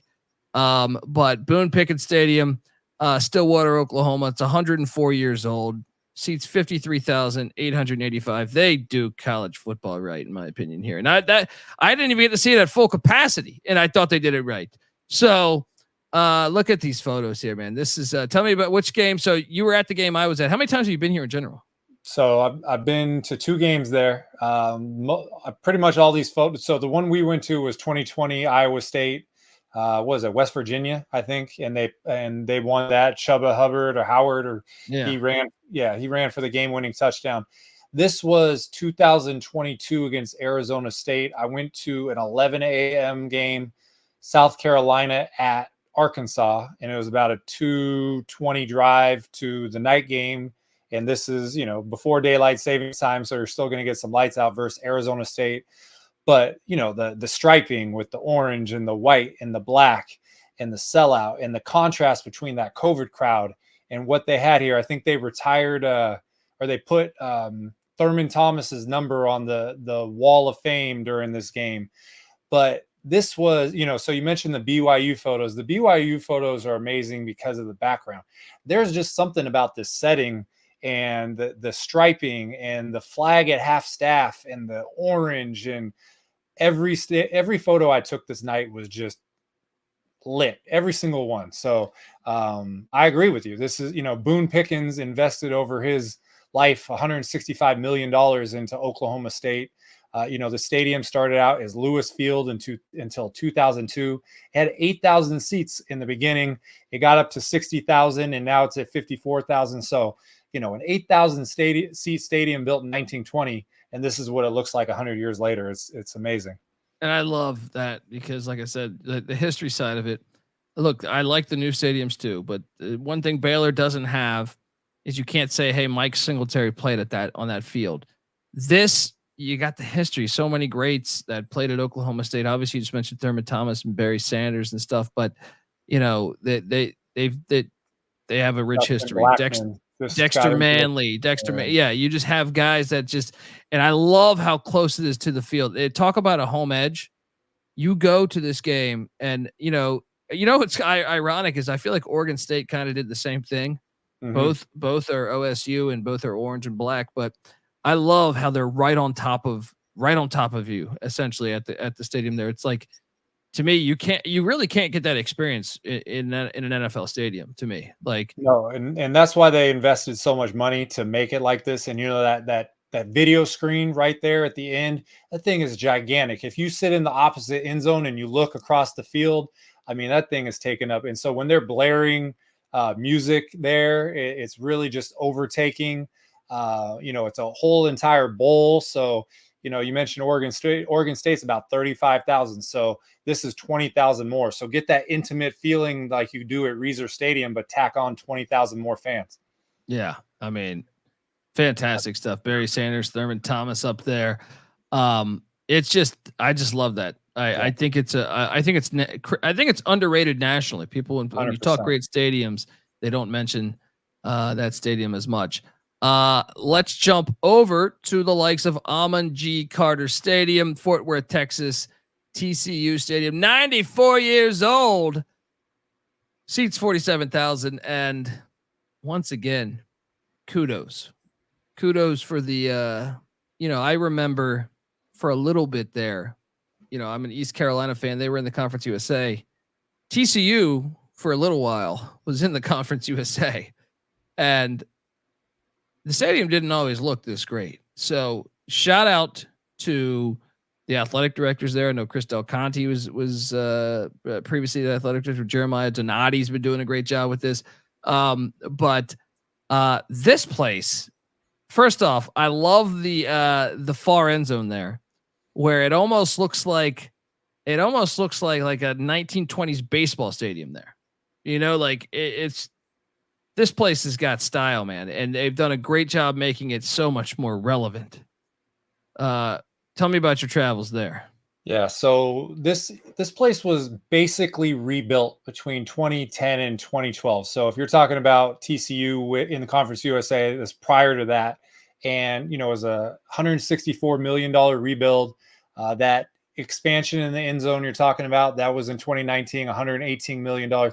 They completely changed the stadium. And so I went 2 games there. 2019, they played a weeknight game against Texas Tech. This was opener against Colorado, where, they had gone to the national championship game the year before. It's the first game of Dion and Shador. And it was probably the best. I mean, it was the best game of the week. It was one of the best college football games of the entire season. But this is another one where every photo was just on fire. That first photo that you showed, that's like, I have an album of this one right there. I have an album of all my photos. This is the one that's on the cover of the album. I showed up probably an hour and 20 minutes before the game and tried to find the spot to get the whole, this is like inside baseball, but you can see the way the stands is like a circle. And then if you look in the top right corner, you can see just a little part, the circle complete. You fit that in there. You got that little arena in the background. That press box is new. Everything is close to the field. So they did an amazing job rehabbing the stadium and making it look this way. And, almost 50,000 seats, right around 47,000, host the Armed Forces Bowl. This is where big time football is played all the time. So this, I will tell you this was an 11 a.m. game, and they ran out of water, and I was on the upper level, and it was like the EMT golf cart people were coming to help people. It was hotter than you know what. So, but great visuals, great game, and one of the coolest stadiums that we have in the Big 12 now. Yeah, for sure. I love what they've done to this thing, man. Look at that shot right there. That's fire. It's That's purple. fire. You know, we don't get that much purple. It's, I don't know. You know, we looked at the yellow with Baylor. The purple jumps out. So yeah, the Horned Frog is cool. It's just all unique. And that game was the stadium record for attendance.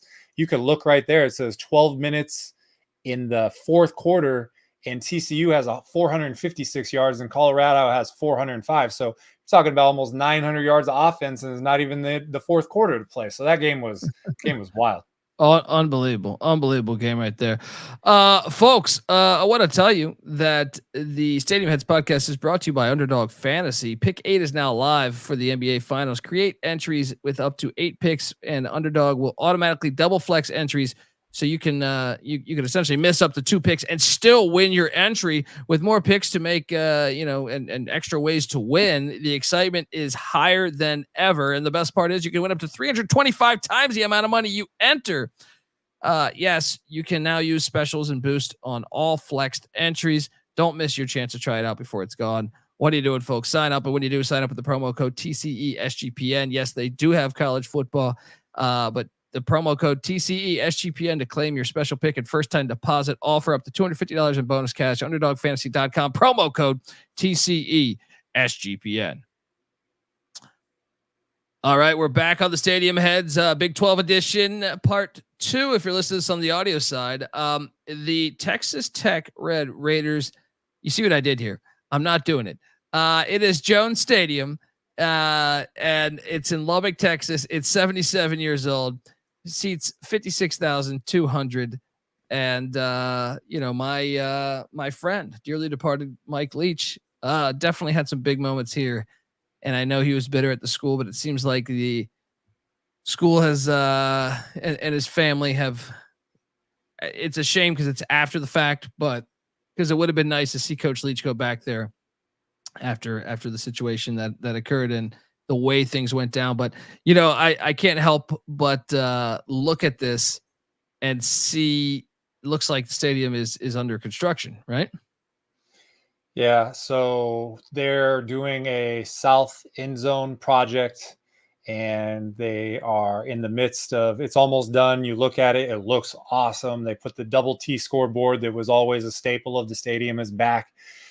I hadn't been to Lubbock for a game since my first year, 2017, and Lubbock is very difficult to 2-for-1. It's all out there by themselves. So they got a Thursday night game versus TCU, and I had to go. And the photos turned out awesome, but there's a crane and there's a constructed end zone. So people are like, oh, you got to come back. You got to, well, sometimes you got to take what you can get. And for a Thursday night sellout against a rival, this was a great environment. And, this stadium is 1947, 27,000 seats to begin with. 2010, a $52 million modernization project, and put in a new press box. I think they flipped the home side and the road side with the new press box, making that the home side. But it looks great. They've kept a lot of the old part of the stadium on the exterior, which looks cool. And I just happened to be there during the construction. But this fall, anybody that goes to the stadium is going to be able to get to see a great, well done renovation project. And then this photo, man, I'm leaving the stadium. I'm walking out of the game, and they start shooting off fireworks. And this is one of my favorite photos I took all of last year. Yeah, it looks badass from the outside too. The stadium looks really cool. Actually, it's probably a better photo from the outside than the inside. So yeah, that's what's cool though. That little area right there that you see, also right there, in that shot are from the old stadium. And I remember I took this photo. I put it on Twitter. I said the vibes are immaculate. That's college football. That's what we know. That's the stadium from 1947. So, there's a lot Colorado, Nebraska, there's Arkansas. There's a lot of stadiums where they kept the old part of it and incorporated it into the new stadium. But a little bit of a time warp to see what it was like back then, but still happy that they preserve that and keep it as part of the new stadium. And it gives it style to me. It gives it personality. Where you see so many new stadiums with zero personality. Yeah, good job there. And looky, I see, it's under construction there, but hey, that's cool to see. You'll be able to compare photos next time you're there to see Yeah. And again, the we progress. like upgrades. I mean, this is going to be a huge complex. It's not at the, it's not at the expense of that many seats. So it's going to be like, Texas with the Longhorns. I know Texas Tech fans are not going to want me to compare to Texas, but it's going to be like the signature piece of the stadium, which is cool. So hopefully they get a, weeknight game in the next year or two, and I will definitely go back. There we go. And Showtime Mahomes, guys, double fisted it too, right?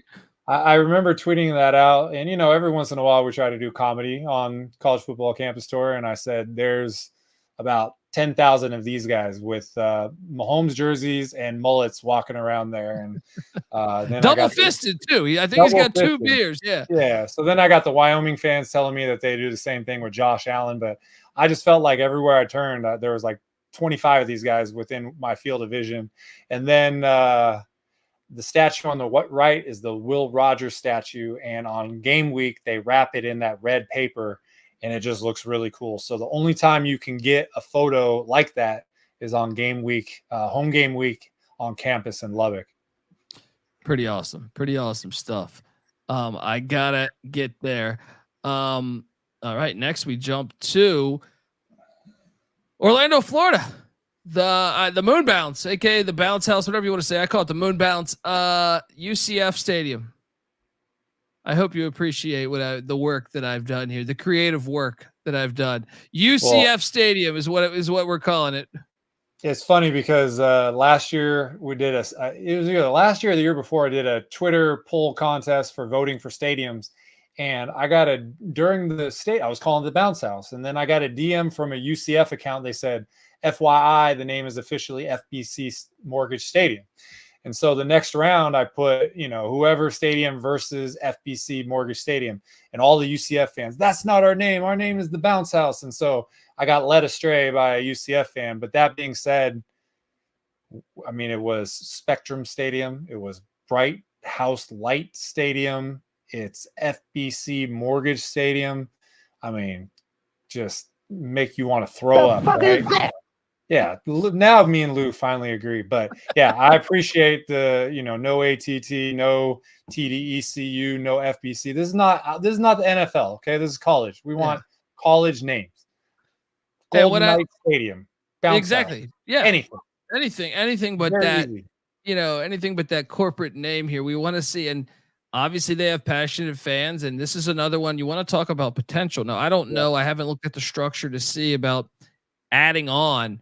But the fact that their enrollment is so big and it only seats they seat 44,000, you'd think that they have potential for this thing to really, really grow.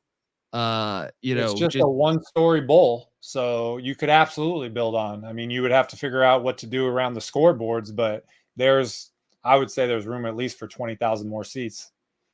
Yeah, and what game is this? Because this looks pretty badass too. So I've gone to 3 games at UCF. This was the most recent. It was a Friday night game versus Louisville on a Friday night. So great crowd. I went there in 2020 versus COVID game versus Tulsa, and Tulsa just owns them. And then 2018, I went to the AAC championship. It was the game after Mackenzie Milton got hurt. They were down big to Memphis, and then Dariel Mack ran for 4 touchdowns in the second half to come back and win. And they went to Fiesta Bowl versus LSU. But this was 2022 versus Louisville. Great crowd, great environment. This was an older photo when it was still Spectrum Stadium, but they lean into that Collie Matrix 2017 national championship. As they should. I've lobbied for this forever. Every team that to me has been undefeated, or if you have the same record as the other team and you didn't play each other, why wouldn't you? Throughout history, like I just can't help but laugh when this happens, and you have like all these enraged SEC and Big Ten fans. Because I crowned them that. I mean, I was like, yeah, they should crown. I wasn't the only one, but I'm saying, and I did the same with Utah in 2008 and 2004, and to me, they should, because they all have phony. The irony is, like, you get a bunch of hate. I was getting a bunch of hate from like Texas fans and Alabama fans and Michigan fans. And I'm like, you guys have phony national championships up on your fucking thing too. So how can you ridicule UCF for beating everyone on their schedule, by the way, twice, 2 straight years. And to me, I think it's great marketing. I thought it's kind of what college football is built on and let's give them credit. They're probably the last nail that it took to expand the playoff, like that talk. You know, Boise State did it a couple times in Fiesta Bowls, but it just didn't break through. This one right here, they broke through. They played Auburn in the Peach Bowl, and Auburn had knocked off the number 1 team 2 weeks in a row. They didn't just beat them; they beat them up all over the field. And then the next year, they followed it up, losing their coach, going undefeated all the way through in the regular season. And they lost to Joe Burrow and LSU. I mean, what's the shame in that? Without their starting quarterback, too. I mean, that was an 8-point game with the backup quarterback. You could only wonder who Mackenzie Milton was a Heisman candidate that year. You know, they probably would have went undefeated. 100%. So, and then Cincinnati goes undefeated, beats Notre Dame in Notre Dame, and then they make the playoffs. So there's a couple of, bricks that finally brought it down. And this UCF one was huge because that team, I mean, especially what, Scott Frost did, they were terrible and then he flipped it. And so that's why they leaned into it. And if you go through the history of college football, how can you have 4 teams claiming the same national championship? Well, we have 2 in the modern era on 2017. Amen. And they should. Like I said, to me, if I was all these teams, Boise should have done that. There's a lot of years they didn't get invited to the party, and then they were 12-1, and the team that won the national championship was 12-1. So it's like, hey, and Boise actually has they have even higher caliber wins than, when Boise has had to play, they went to Georgia and beat Georgia. They went to Florida State and beat Florida State. They went to Oregon and beat Oregon. So, anyway, this is a great, they have a great crowd. They've really come a long way, man. Cause I remember watching them the first year in the FBS, and they had Dante Culpepper. And I was a fan of Dante Culpepper, and, I was trying to sell my brothers on, hey, I like this team. They're going to be good. And then they were getting their ass kicked, and they weren't playing on campus. And it just was tough to see what they've built. And now that they're in a P4 or P5 conference, and they've done this in like 30 years, people don't realize this. They were I want to say they were independent the first year. So they founded their program in 1979, and they've been at every level. Independent D3, D2. They were FCS. They were in the FCS playoffs. They started out as a D1 independent. They were in the MAC, then they went to, the American, and they've done it. So I agree with you. The reason they call it the bounce house is because the stadium literally flexed. The first year when they opened this stadium, people felt like it was an earthquake, and they felt like it was unsafe.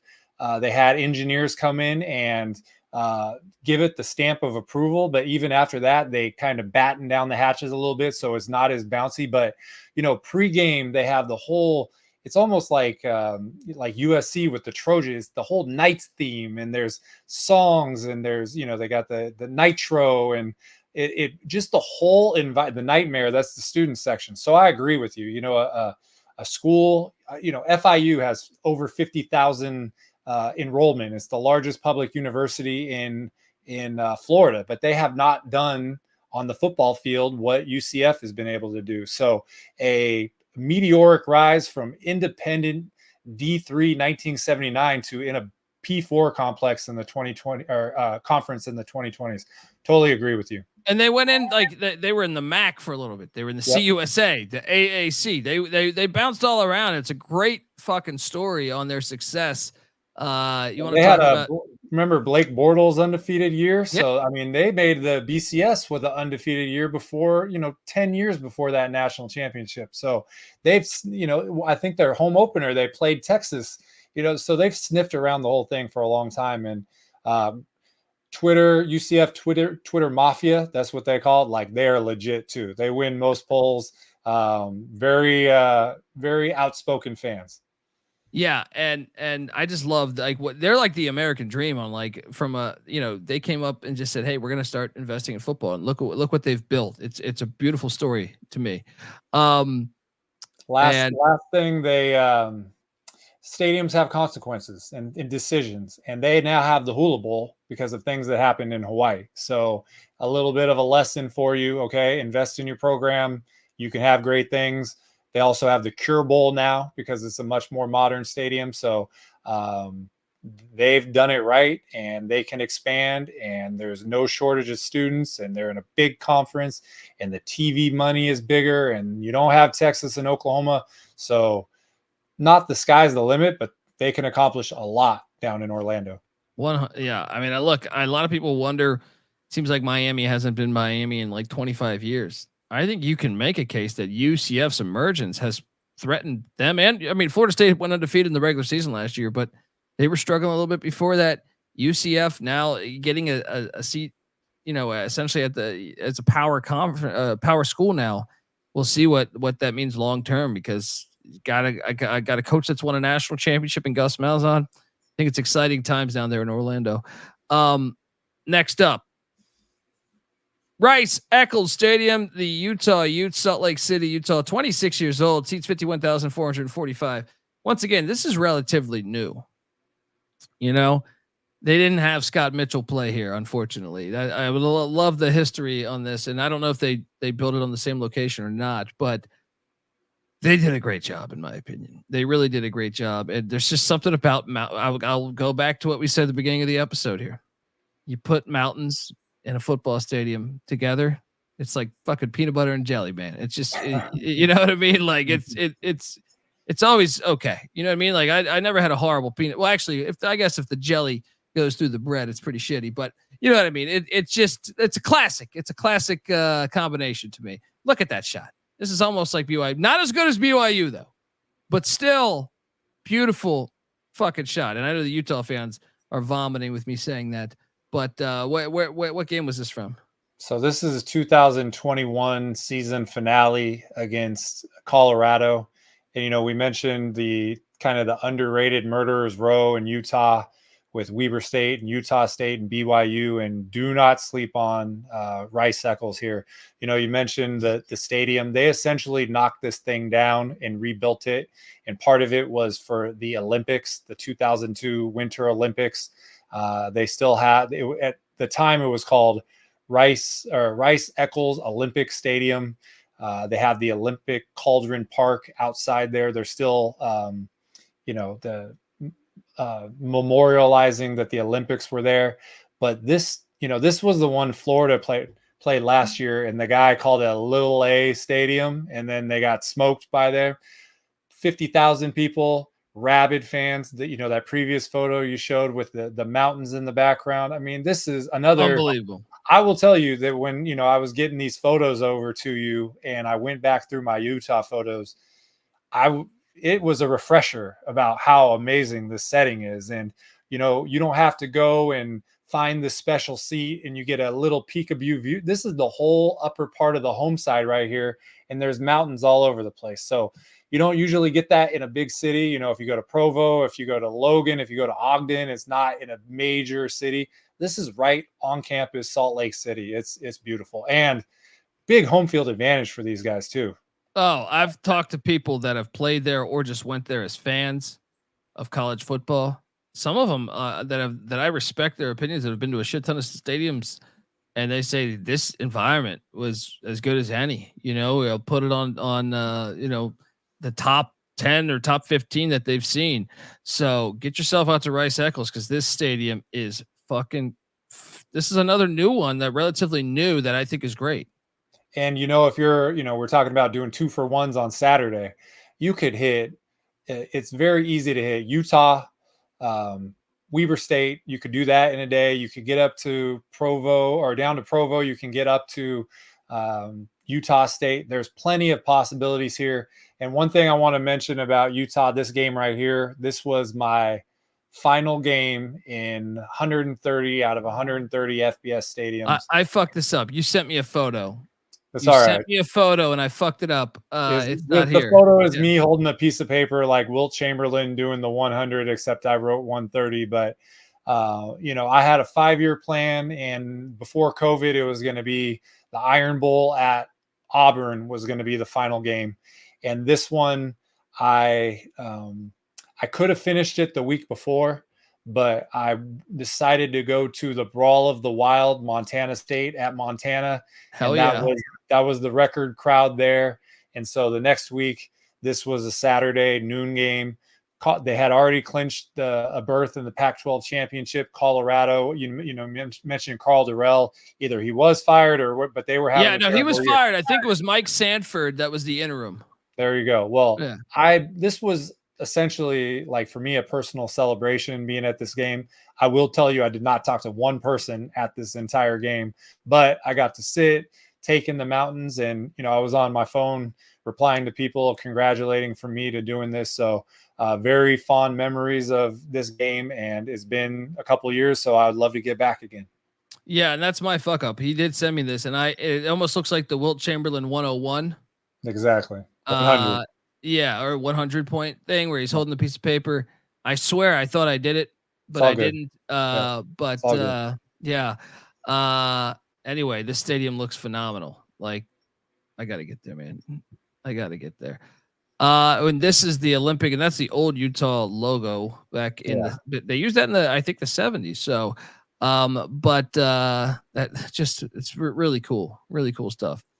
Mountaineer Field. Now this one, I'm curious your take on as we get to our final one. And actually, let me before we get out of here, before we talk West Virginia and our top Big 12 stadiums, I do want to tell the folks out there that the Stadium Heads podcast is brought to you by Rhythm. If you're betting on NBA player props, then you need to download Rhythm. Rhythm gives you a menu of the best player props for every single NBA playoff game. Make it easy to go through and find the best props to put your money on in just a matter of seconds. And Rhythm's predictions are backed by over 3 years of data and a team full of data scientists and quants that focus on fine-tuning their algorithm to give you the best shot at winning. Yes, and Rhythm pairs its predictions with player prop graphs to help you feel even more confident in your picks. From superstars to bench players, Rhythm finds the best player prop lines for you, all backed by AI data, so you don't need to endlessly scroll through some sports book. Folks, what are you doing? Hop on over there. Claim your 7-day free trial period today by going to sportsgamblingpodcast.com/rhythm. That's RITHMM. That's sportsgamblingpodcast.com/rhythm. All right, we are back on the Stadium Heads podcast and talking Mountaineer Field. Why I'm curious your take on this one is Morgantown. I've been to the stadium. I did get pepper sprayed, even though it was not me. Like, so some security guard. This is like 2001 or 2. There was a fight like 5 rows before us, maybe 3 rows before us, something like that, and some genius security guard just decided to pepper spray like 40 people. Right. So like, I mean, dude, if this happened now, I couldn't imagine the amount of lawsuits that they'd be staring at, because it was like a horrible experience for me, because you're sitting there, I mean, I luckily I was drunk because of but I was a peaceful drunk, but all of a sudden I'm getting just all of us, not only me, the people I'm sitting next to, and your eyes are just burning while you're trying to watch this Virginia Tech West Virginia game. And it was a unique experience. Now I will say we were at the bars later having a good time afterwards, but damn if we didn't look like the most bloodshot red eyes in the photos. But the reason why I want to bring this up is, obviously they got rid of their classic stadium, but it's still a pretty cool stadium in a way. What's your thoughts regarding West Virginia and what they've done? So this is another trigger stadium. Like we talked with the ACC, we talked about the Orange Bowl, we talked about Pitt Stadium, Mountaineer Field. When you talk about, the original Mountaineer Field, when you talk about historic bucket list, just the location on campus, how it's set right in front of the big administrative building, right on the city block. It had views. It's peak college football. And you would never want to get rid of it. And, reading a little bit about the old stadium, it was at 38,000 seats. Apparently they couldn't expand it. We always feel like there was a way, but that's 1979. So we don't know what the politics were like back then. But the new stadium, built in 1980, was built much further away. It was built on a golf course in between the law school and the medical school. It got up to 70,000. Right now it's at 60,000 seats, and it's a good stadium. I don't want to knock it because it's not Mountaineer Field, because you can't duplicate that location and what it meant and where it was. It's like those photos are just like time capsules of college football. But there's been a ton of great moments in this stadium. I've been there for 2 games. Most of these photos are from 2022 weeknight game versus Baylor. But one of the most entertaining college football games I've ever seen was 2018. It was a Thursday night game the week before Thanksgiving. It was West Virginia versus Oklahoma. Kyler Murray versus Will Greer. I think it was 1,200 yards of offense. It was 52-52 going in the fourth quarter. Kyler Murray, fastest guy I've ever seen on a football field. So that night it was cold and it was absolutely lit. So I really like the stadium. Do I wish that I could have gone back and saw Mountaineer Field, or they figured out a way to preserve it? Absolutely. But what did Miami replace the Orange Bowl with? What did Pitt Stadium get replaced with? What did Temple Stadium get? This is one of the few that actually landed square on their feet and did a great job. So props to what they did. Perfect revisionist history. We want it to be different. This is a great place to watch college football. And West Virginia is a rabid football state. Don't get it twisted. Yeah, their fans underrated to me. Very like underrated. They're fans. Like hostile environment. Yes, like, yes, yeah. In a good way. Yeah, definitely. They care about their product, whether it's football or basketball. But specifically, I would say football even more so, because the tailgating, they got the history. We had a comment in here before we even started the show about, has Michael been to Morgantown, and has he burned any couches? So I got to ask you, have you burnt any couches in Morgantown? Both games I went to, they lost. So maybe Okay. I'm bad luck. So maybe we got to go back there when it's a guaranteed win and we light it up, because I think that would be good. That would be good for engagement on Twitter. There we go. There we go, folks. And you went there. I'm assuming this just like in spring or something. You were just there. I think that Marshall usually has a Sunbelt like Thursday night game. So if you're going to drive in West Virginia, you got to go on campus there. It's not always open, so I felt fortunate. And a lot of times, I'm only going to night games, and the perfectionist in me wishes I could have a day shot and a night shot. So when you look at these photos, peak or a great environment at night in Morgantown. But look, I mean, this would be a great place to watch I know people hate noon kickoffs, but look at that view there. It looks really nice. Amen. And yeah. Striping out the crowd. We just didn't have a Thursday night full capacity there, but even they got some like the hospitals and the administrative buildings you can see beyond the scoreboard. It's just it's great visuals, and you get country roads going, and West Virginia everywhere. You're not going to see another school's T-shirts or anything. It's literally going to be Mountaineer stuff everywhere. Well, and this is one that's interesting because they're kind of a case study to me.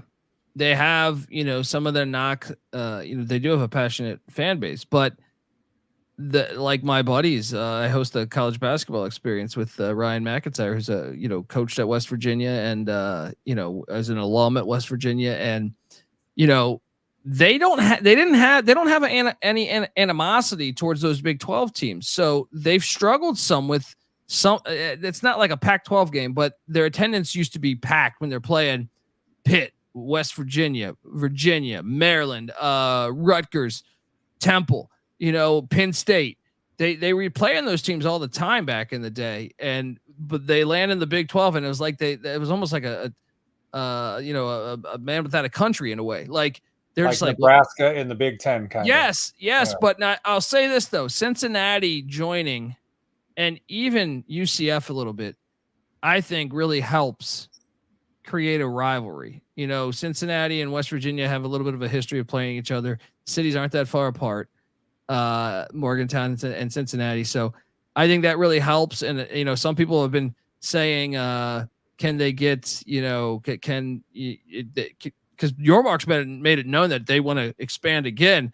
So, hey, you never know, because with the ACC, it seems like it's on borrowed time. If you get Virginia Tech back in there, Virginia Tech and West Virginia is a good rivalry. It's a very good. Pitt too. Yes. And all of a sudden, you add like Pitt, Louisville, West Virginia. I'm sorry, Pitt, Louisville, and Virginia Tech, and mix that with Cincinnati. I think you have the makings for what could be, kind of a renaissance within West Virginia fans, because I get it, man. Like they were like, yeah, we don't really have any animosity towards Baylor. We're playing Baylor this weekend. And now you got Utah and Arizona. Yeah. It's like, what the fuck? I mean, Arizona State, though, their athletic director talked trash already. Well, he got fired, retired. But he said, he's not making the trip to Morgantown. Basically called out their fans. So I do like that. And Patty C with a great quote said, it's very crazy for Arizona State to say that. They're basically West Virginia of the desert. When you really think about it. But anyway, I do think that's been part of the struggles, but I'm glad to see in this new day and age that maybe we can get some of those rivalries reborn, or, the Cincinnati one, enhanced in a way. And you hate to use the word deserve, but they deserve it. I mean, they're another strong presence on Twitter, their fan base. They went in Heinz Field and is always nobody going to games at Pitt. They went and sold that backyard brawl out last year. You get it back in Morgantown this year. They're trying to play Penn State. So it's there. We've watched that replay of the 2007 game. It's a national. I want to say there was a stat that I want to put them in the top 3 or 4 programs of all time that doesn't have a national championship. So they've done everything but win it. And, with the money coming into the Big 12 and getting out Texas and Oklahoma, they're another one that has possibilities to string things together and maybe jump into the playoff. Yes. And to me, they're the only show in that town, but I'll tell you this, man, people talk rivalries, and a lot of the headlines are Ohio State, Michigan, which, I love Ohio State, Michigan. I watch it every year. I have to. It's a great rivalry. Alabama Auburn is a great rivalry. I watch it every year. But I feel like an Army Navy, which I think is incredible, but 2 rivalries that I feel like actually 3 that I think are so underrated. The backyard brawl, West Virginia Pitt, they fucking hate each other. Yep. They like the Egg Bowl, Mississippi State, and the Holy War, BYU Utah. Those 3 are so underrated.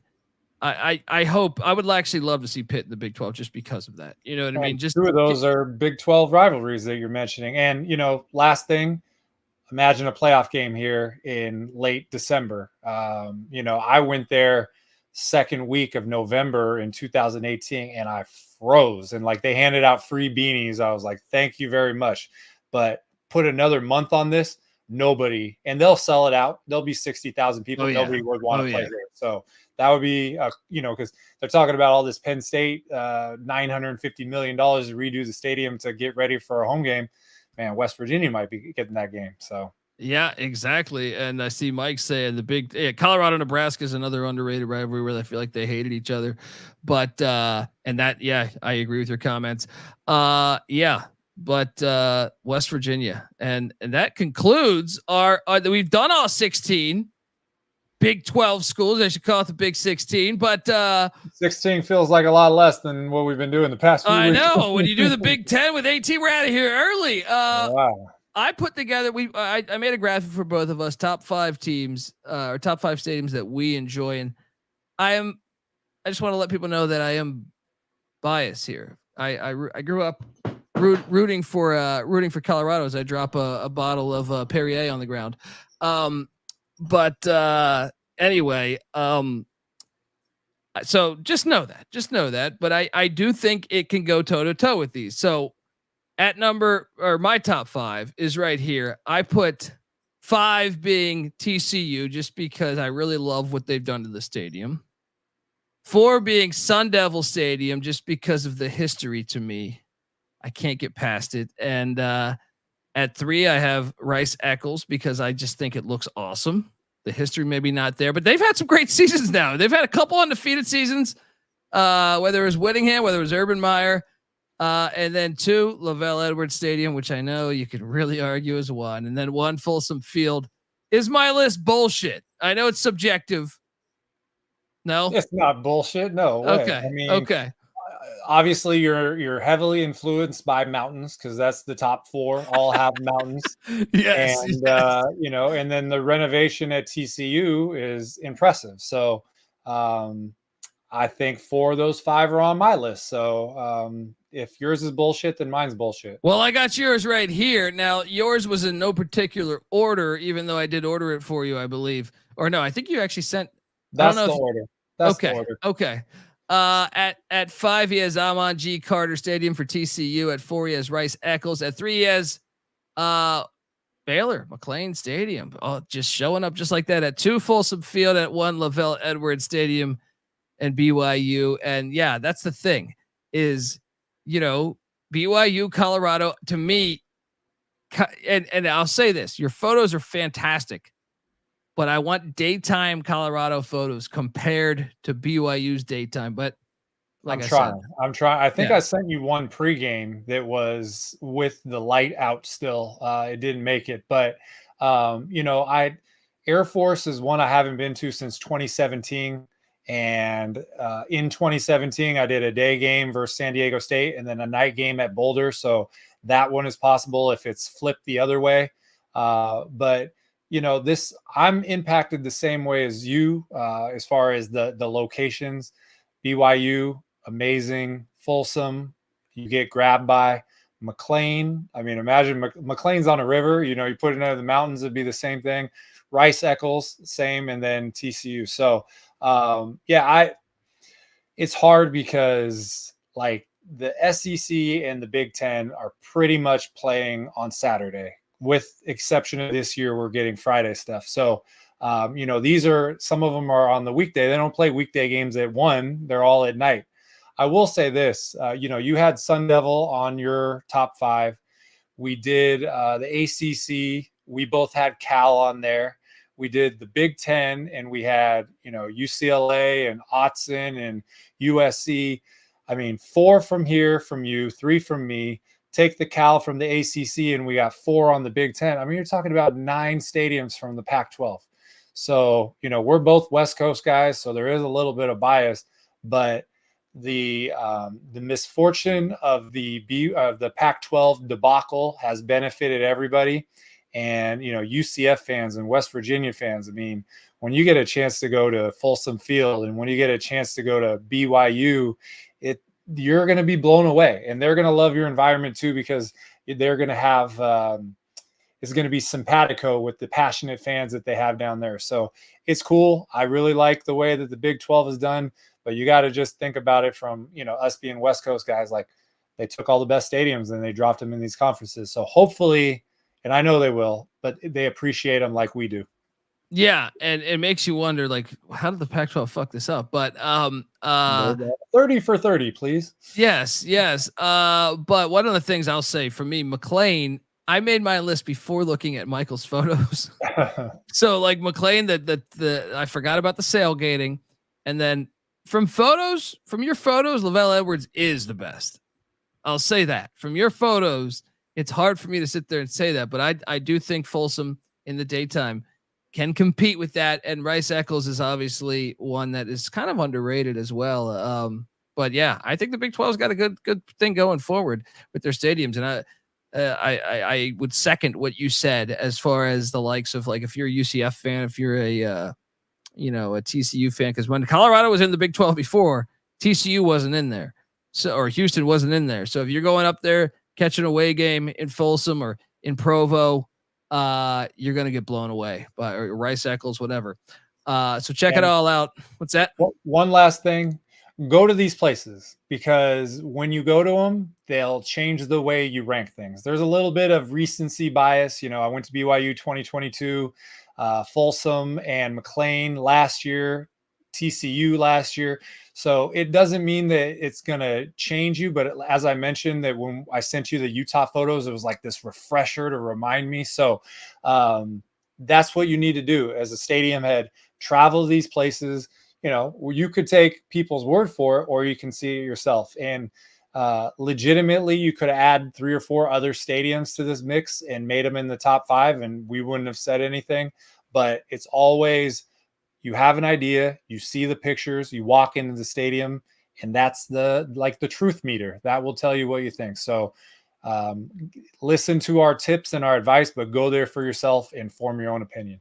And I bet you walk away thinking, man, what is the NFL doing with their stadiums? Because these stadiums are special. These stadiums got sold. Not only do they have sold, they just have every element that we kind of highlight on this show, whether it's the intro music where you hear all those clips of famous broadcasters talking about each stadium, whether it's Neyland, whether it's Notre Dame Stadium, whether it's, Folsom Field or Lavell Edwards Stadium, it's all there for you. And to me, I always tell that when I meet, football fans that, I call them, they just got into football or something. And I'm like, you thought SoFi Stadium was cool. You thought, Jerry's World was cool. You're just getting your feet wet, man. Those are nothing. You know what I mean? Wait till you go to something with some real feel to it. So check it all out, folks. Do that. Don't be afraid. You're going to be traveling anyway. And look, you could pair some of these. Fuck, man. You go to Utah or Colorado. It's so gorgeous. All right. Arizona, you can, whether you're going to see Arizona, whether you're going to see Arizona State, you got Sedona, you got, you can just take the family. There's a lot of these are in beautiful destinations. So, you could if you're struggling, perhaps if you have the whole family on board and you want to go see Folsom Field and you got to sell, hey, well, let's go to Denver. You can go skiing. All right. Or let's go to Arizona, Sedona. We can go hiking, go see a vortex in Sedona or whatever, an energy vortex. But then you could get for a day, hop down and check out Sun Devil Stadium or Arizona Stadium. So, just some tips there for you. But here's a tip for you out there. Go follow Michael Barker on Twitter at CFB Campus Tour, because Michael, like I said, this is just off-season banter here. We're going through and telling you what we love about all these stadiums. I know the chat is asking what conference we're going to do next. We haven't talked about it, but I'm going to suggest that it's the Mountain West. We stay with the mountain theme, but yes, give Michael a follow, because once the season comes, you're going to see, and even before that, once in the coming weeks, we're going to map out his schedule, and you're going to see how ridiculous this guy, I feel like, I'm telling you, like there's a reason why we became friends. I just saw this guy on Twitter go into all these different places. I was like, how the fuck is this guy doing it? He was in Toledo last night, and now he's in Boca Raton, and then that day after that, he's in Seattle. And you're just like, what the hell is going on? You're going to be blown away by it. We're going to break it down. We're going to have some sweet graphics for you too, but make sure you give Michael a follow at CFB Tour on Twitter. And trust me, you're going to want to follow him, because he documents it all on his page. So do that. I'm on Twitter at TheColbyD. And yeah, check out the College Football Experience podcast that I host. We're breaking down every single team, all 134 college football teams in the FBS. I also host the FCS College Football Experience. And that's another thing to bring up. We will tackle some FCS stadiums this off season as well. So buckle up, subscribe to the Stadium Heads podcast. Once again, highly recommend you watch it on YouTube, youtube.com/@StadiumHeadsSGPN. And yeah, do that. But also wherever podcasts can be found, Spotify, iTunes, wherever, Stitcher, all available there. Stadium Heads podcast. We need you to jump on over there and do that, because we've been piggybacking this on other platforms. So jump on over there, subscribe to it, because we will break away. And then you're going to be wondering what the hell happened to that podcast. All right. Do it. Hop on over there and do that. And yeah, until next time, folks. Like I said, Mountain West coming next Sunday.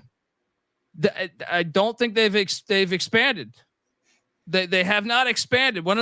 Holy shit, this will be an easy episode for us.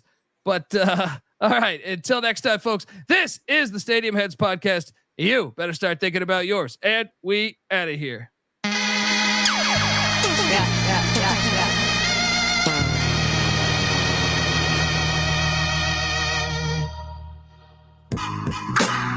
I know I'm out of my mind.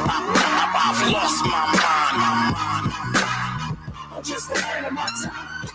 My brain is insane. I know I'm out of my mind. My mind lose control. The mind tricks the body.